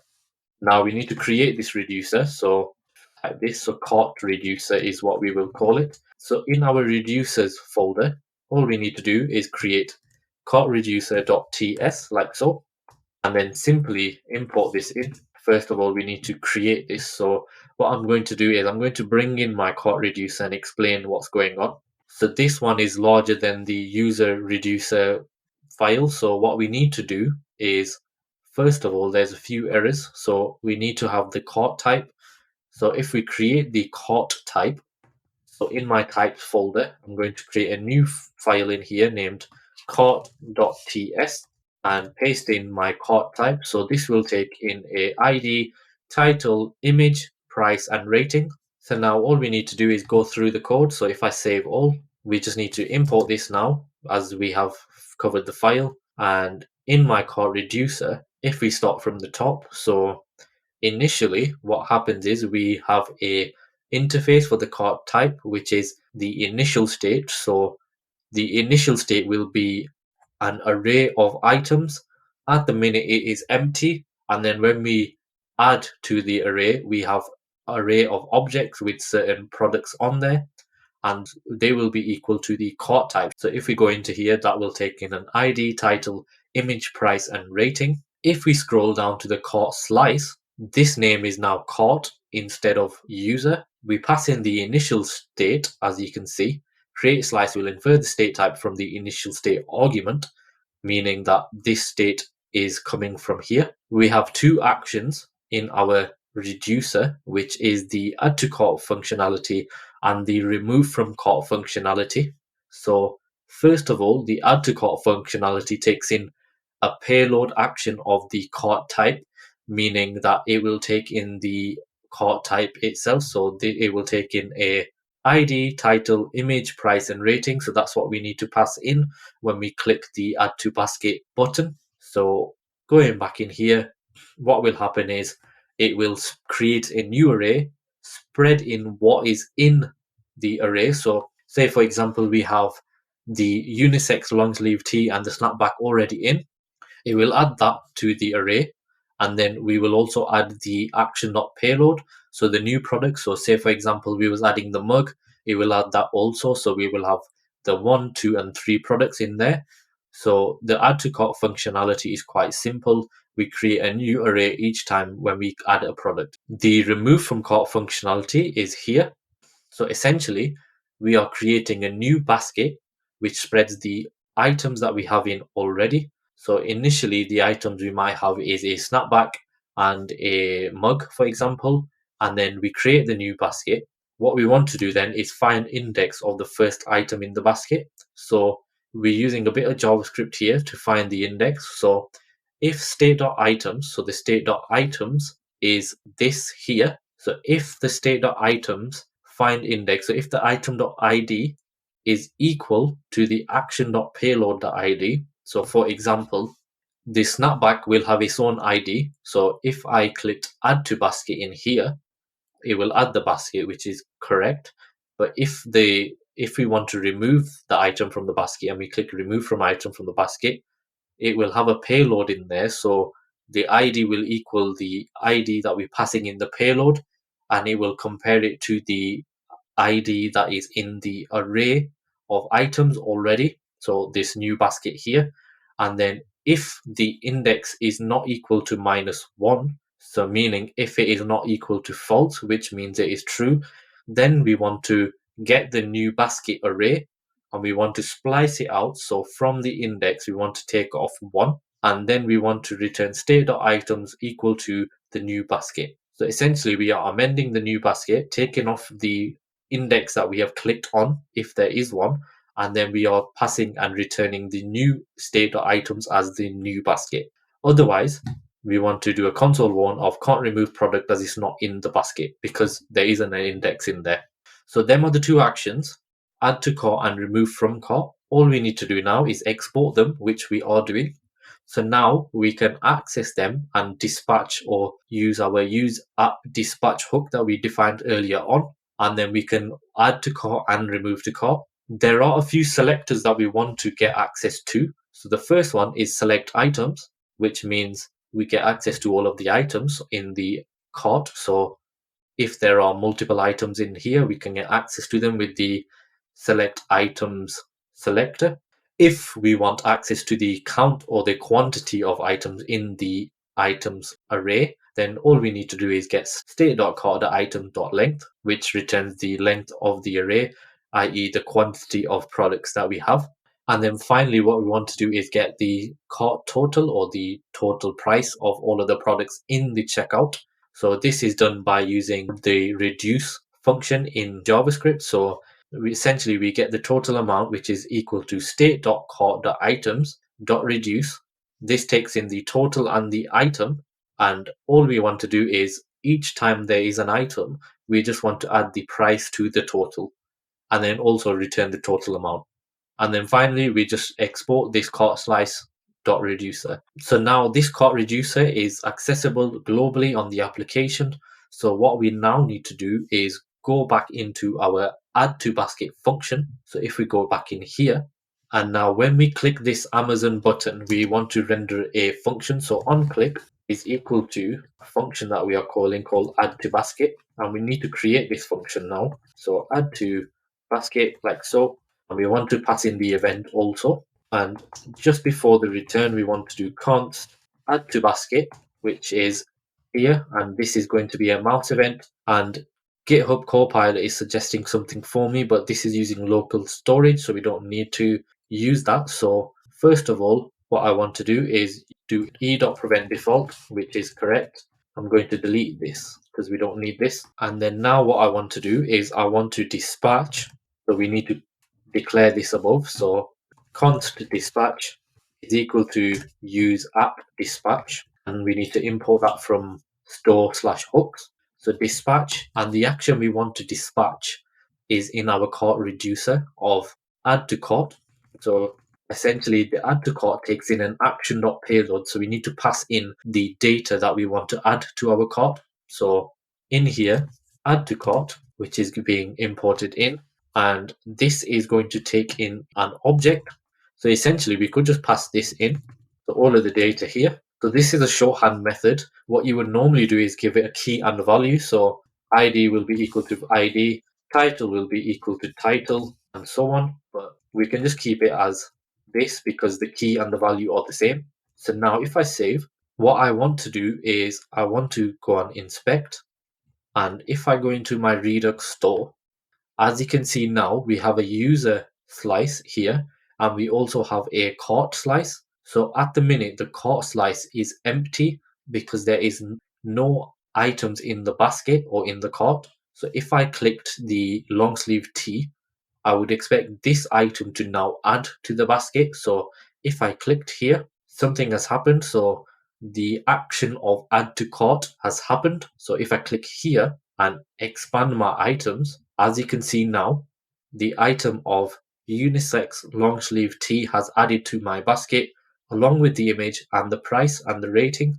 If I was to add another, it also adds again, and we have an array of 2 items in here. So the quantity now will be 2. And now what we can do is we can now access this data in our checkout page. So the next thing what we will do is we will configure the checkout page, and we will handle that next. Okay, so now that we can add products to our cart, what we now want to do is render the checkout page. So if I add a few items to the basket and then click on our checkout page, I just want to go here in my code to the checkout page. First thing we want to do is we want to look at the final build. So in here, we can see we have some adverts being rendered. We also have a list of all of our products in our basket. And then we also have a subtotal component, which adds all of the prices, as you can see here, as the subtotal. So first of all, what I'm going to do is create this advert component, which I'm actually just going to bring in. So if I just copy it and paste it in my components folder, essentially this adverts component is it consists of 2 images, which has the first image here, and then it also has the second image along with the text in here. It's got inline styling as well, which shows another way that we could add styling to our application. So now all I want to do in my checkout page is render this component. So if I close everything else off, we are now just wanting the checkout page. So in here, I'm going to import the advert in, which is the advert component, and now save and go back in here. We can now see the advert component being rendered, which is correct. I also want to import the main style component from the styles. So command space, and it's coming from the shared styles. Add that in above, and also bring in a few styles. So what I'm going to do is in styles, I'm going to create a new file named checkout styles. And now I'm going to bring in the styles for this page, which has a body essentially and the title. So if we go back to the checkout page after the advert, bring in the checkout body and container. So these need closing off now. So if I close this one off and also close this checkout body off, and we also need to import all of this. So import checkout body from the checkout styles like so, and now save. So now the advert is being rendered.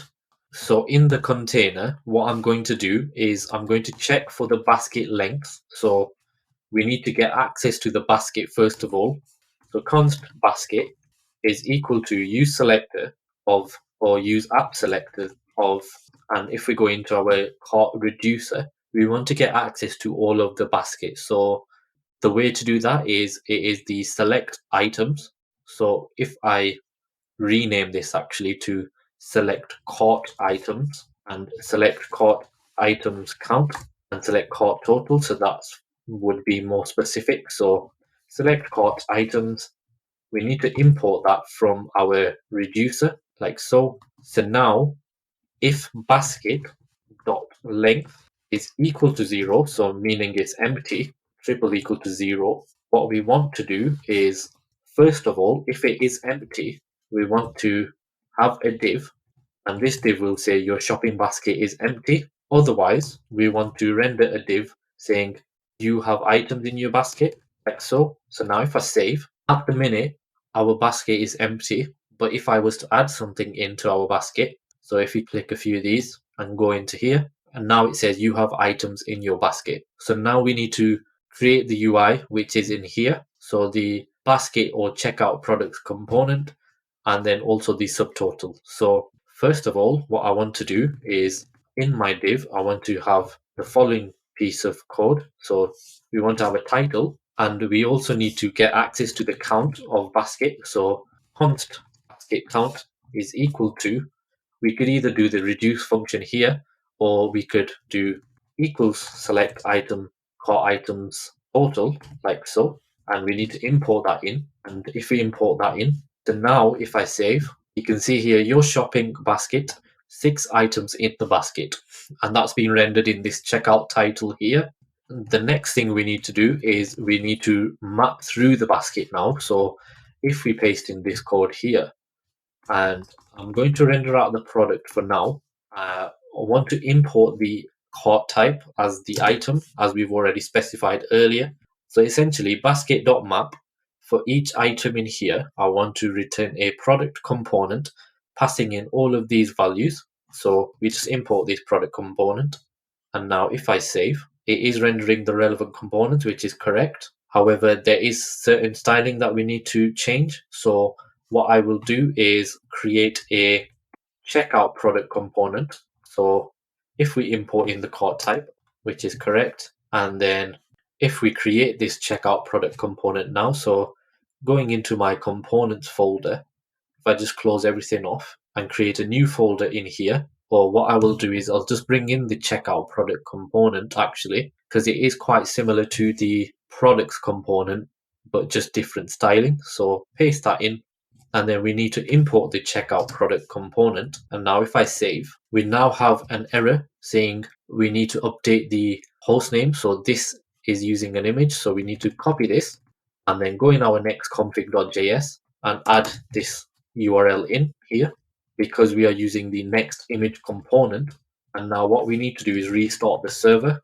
So Control C and then yarn run dev and press enter. And we also need to refresh the page, as you can see here. So now if I add a few products in my basket and go in there, you can now see the relevant information being rendered and the styling is working correctly. The final thing we need to do is in our checkout page, after the container, we also need to add a subtotal component which tallies up all of the prices in here. So this subtotal component. So if we create this, and what I will do is I'll bring in the code for the subtotal component, which is quite self-explanatory, and I will explain it. So if I copy this and paste it in my components folder, and then we just need to control space and import this in. If I go in here, essentially we are using the app selector to get the subtotal, so the select cart total, and the quantity. So if I go in my cart reducer, this is the select cart items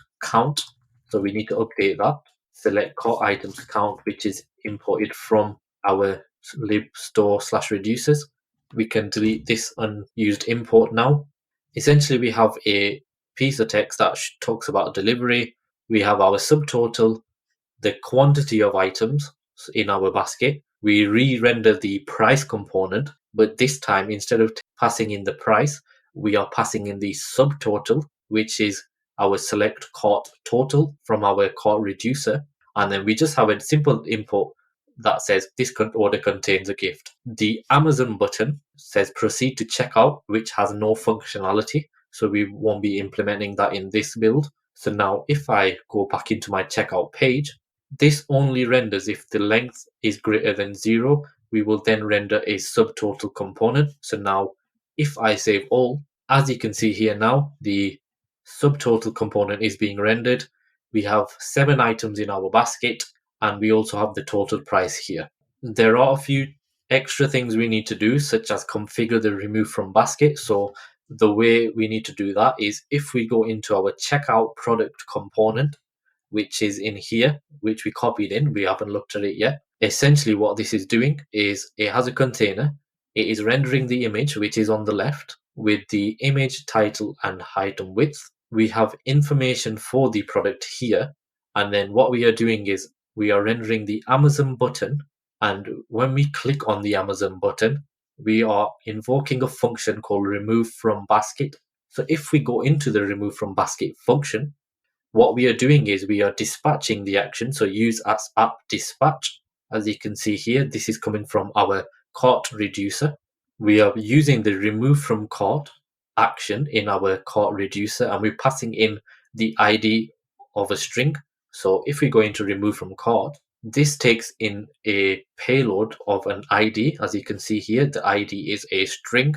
The action here, if the action.payload.id is equal to the item.id, then it will remove it from the cart or the basket item array. So it will remove it from this items array here. So now if we press remove from basket, it now decrements the quantity to 6 and the price changes.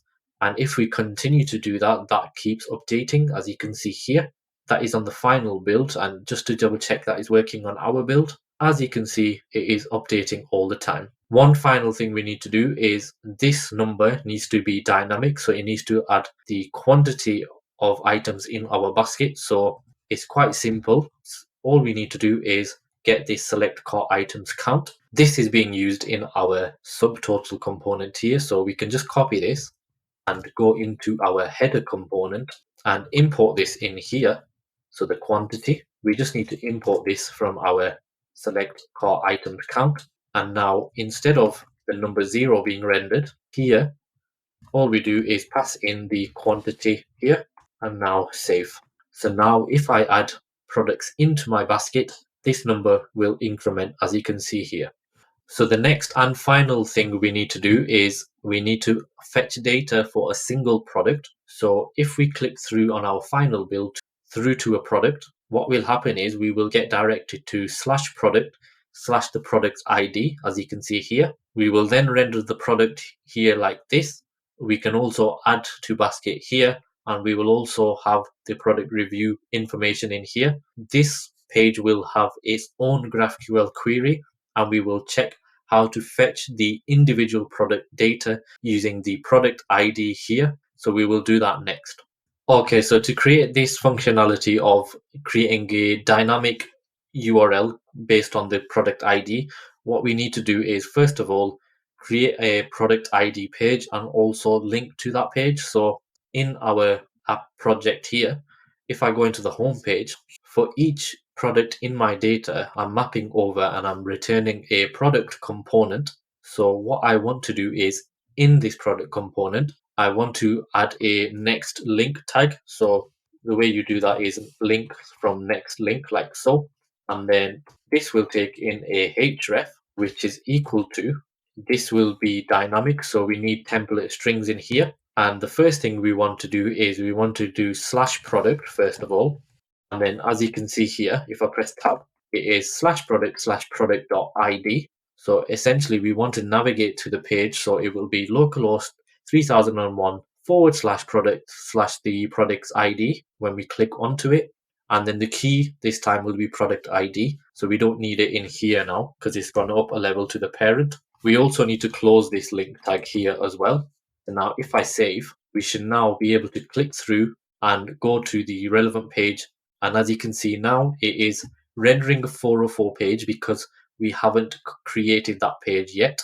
So we now need to create a page with the /product / the slug. So in our case, it will be the ID. So the way to do a new page like this is in our pages folder, I'm going to create a new folder in here called product.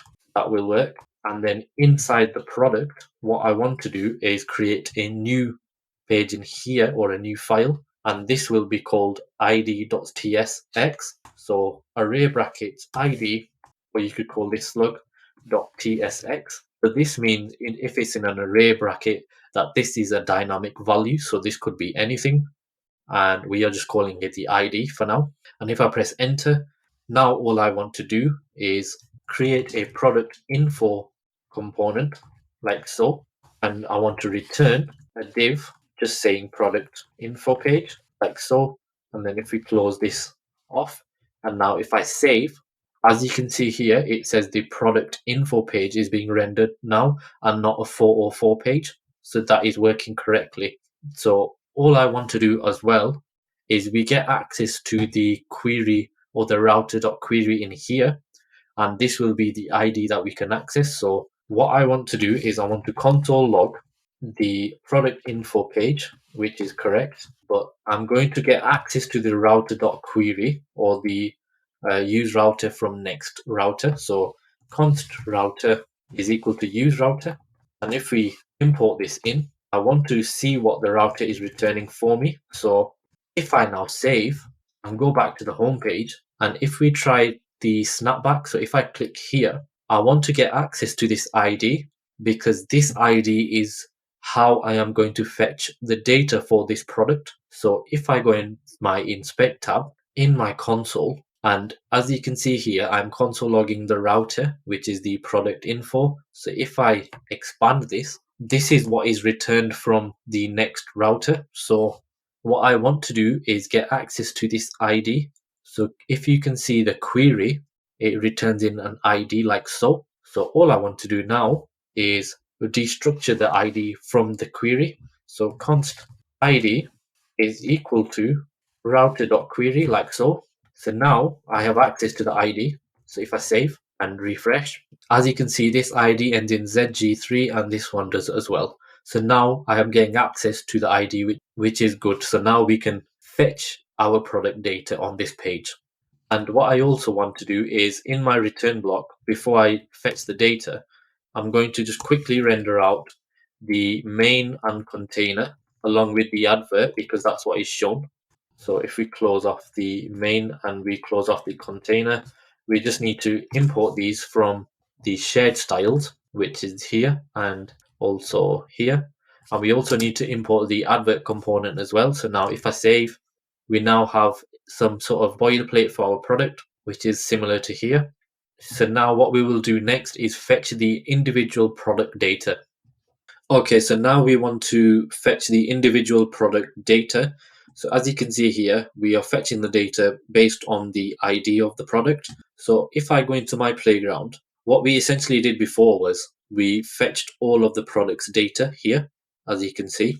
So if I delete this query for now, and if I scroll up to the top, you can see the individual product. So if I hover over this, it says retrieve a single product. So if I expand, what I essentially want to do, we want to get the ID. So if I just get the ID equal to this one for now, but this will be dynamic based on the ID we get from router.query. But if I get this ID, what I want to get is the images. So the URL for now, the name, the price and reviews. So the name of that. And if I first of all press play, as you can see, this product ID is a snapback. It doesn't have any reviews.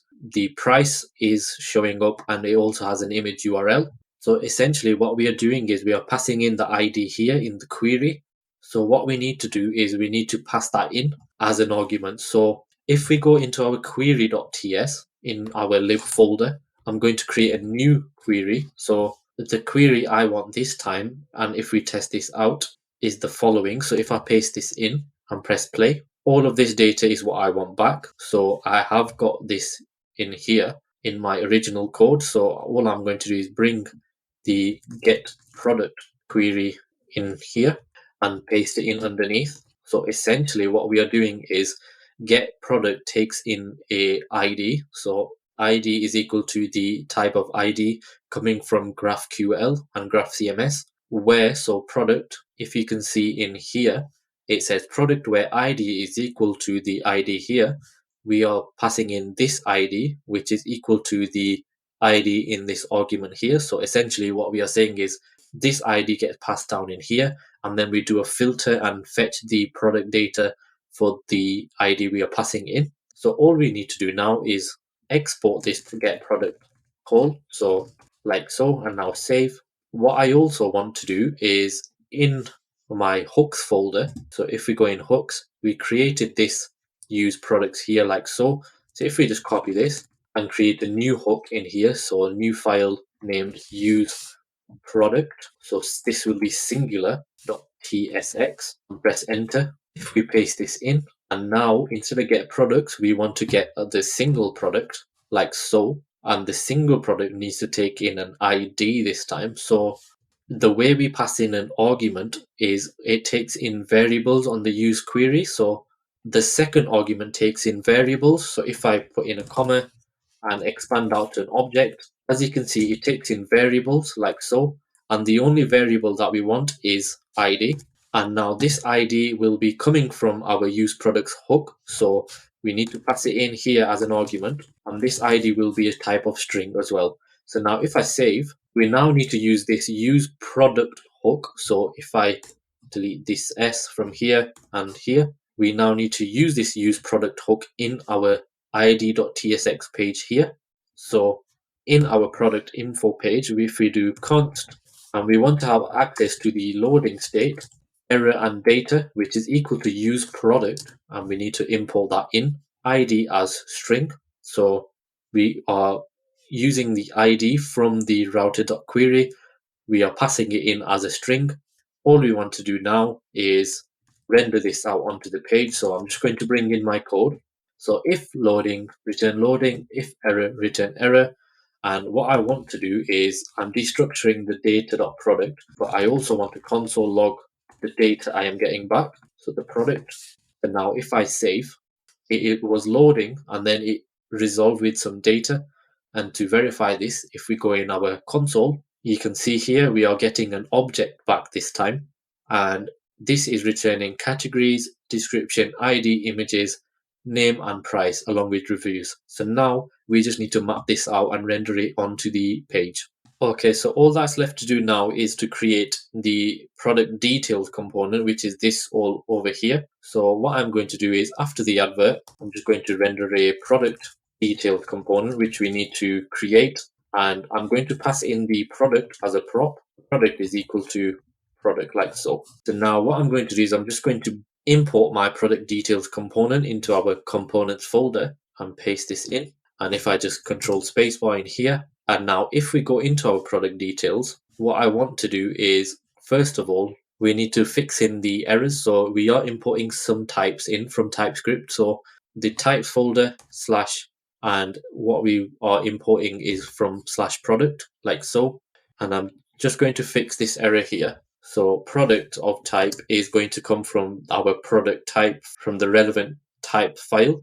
We do have a review component that we need to create as well. So I'm just going to comment this one out for now and also comment out the reviews in here as well. So now if I save all and go in here, we now have an image being rendered, the product details, which is the snapback with the price, the category and the description. The add to basket button is the component we made earlier on where we pass in the relevant props. So if we click add to basket, as you can see, this is adding to the basket.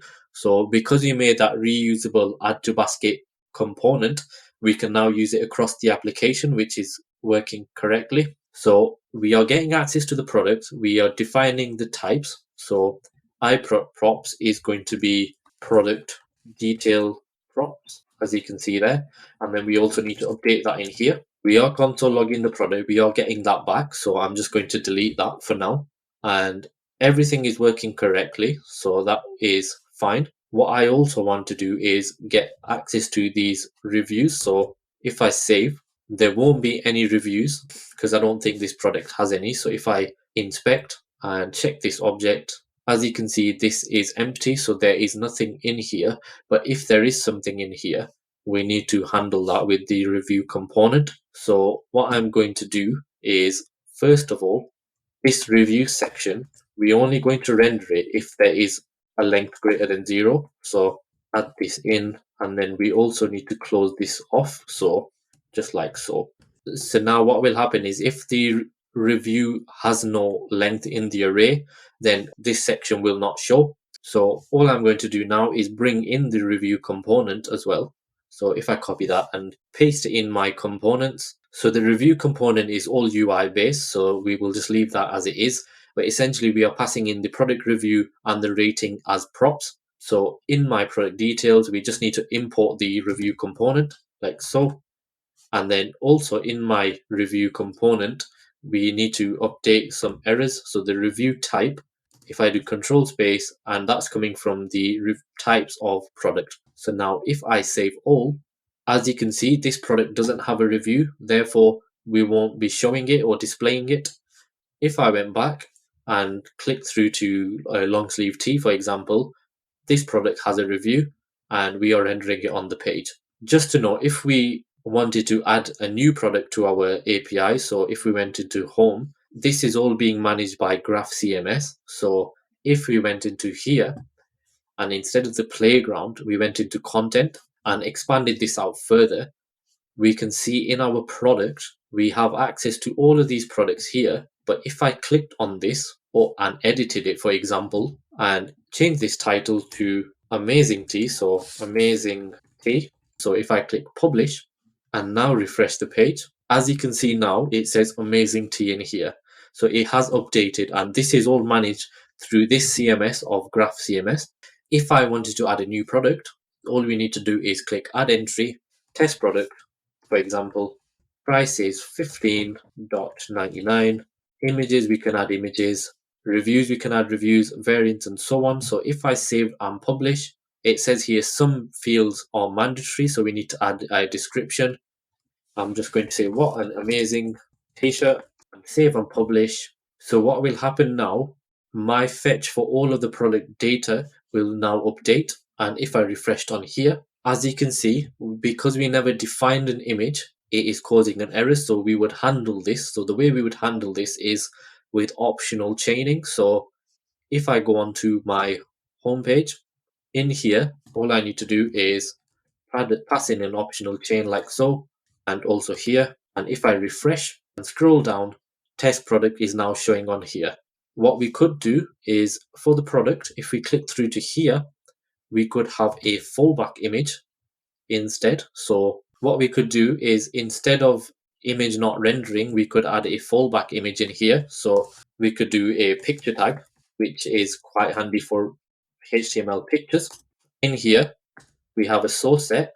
We can move this image up here like so.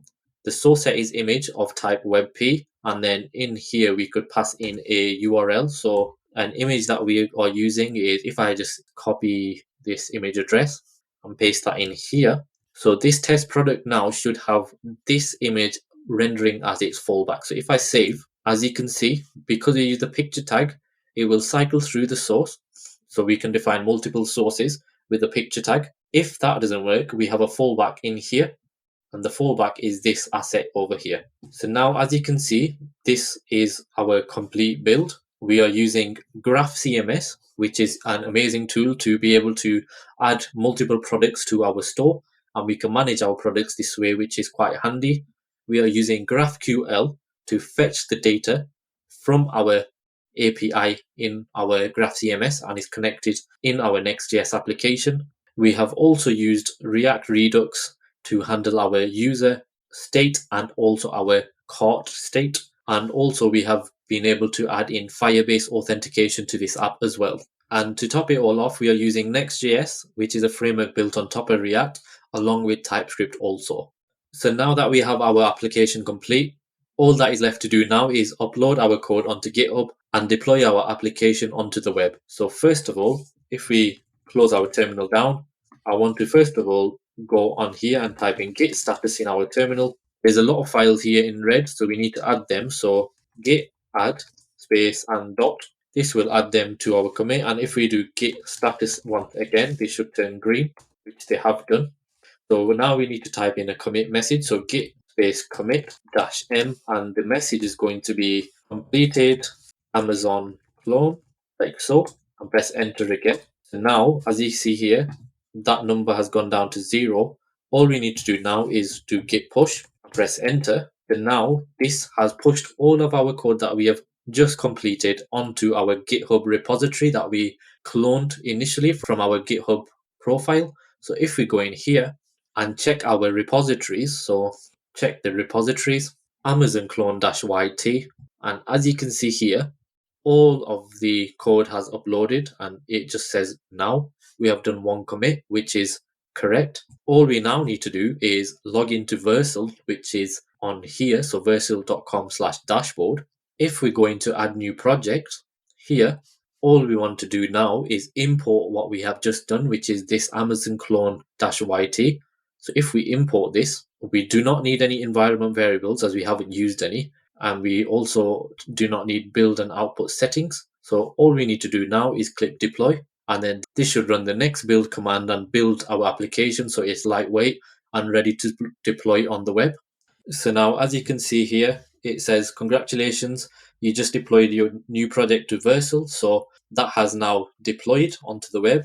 If we click on continue to dashboard, this now has given me a URL that I have got here. So if we click through to this, and as you can see here, the website is working correctly. The image isn't loading correctly, so that might be something to look at in the future to see what is actually happening and why it's not rendering. So if we click through to the T, you can see here the relevant information is being added.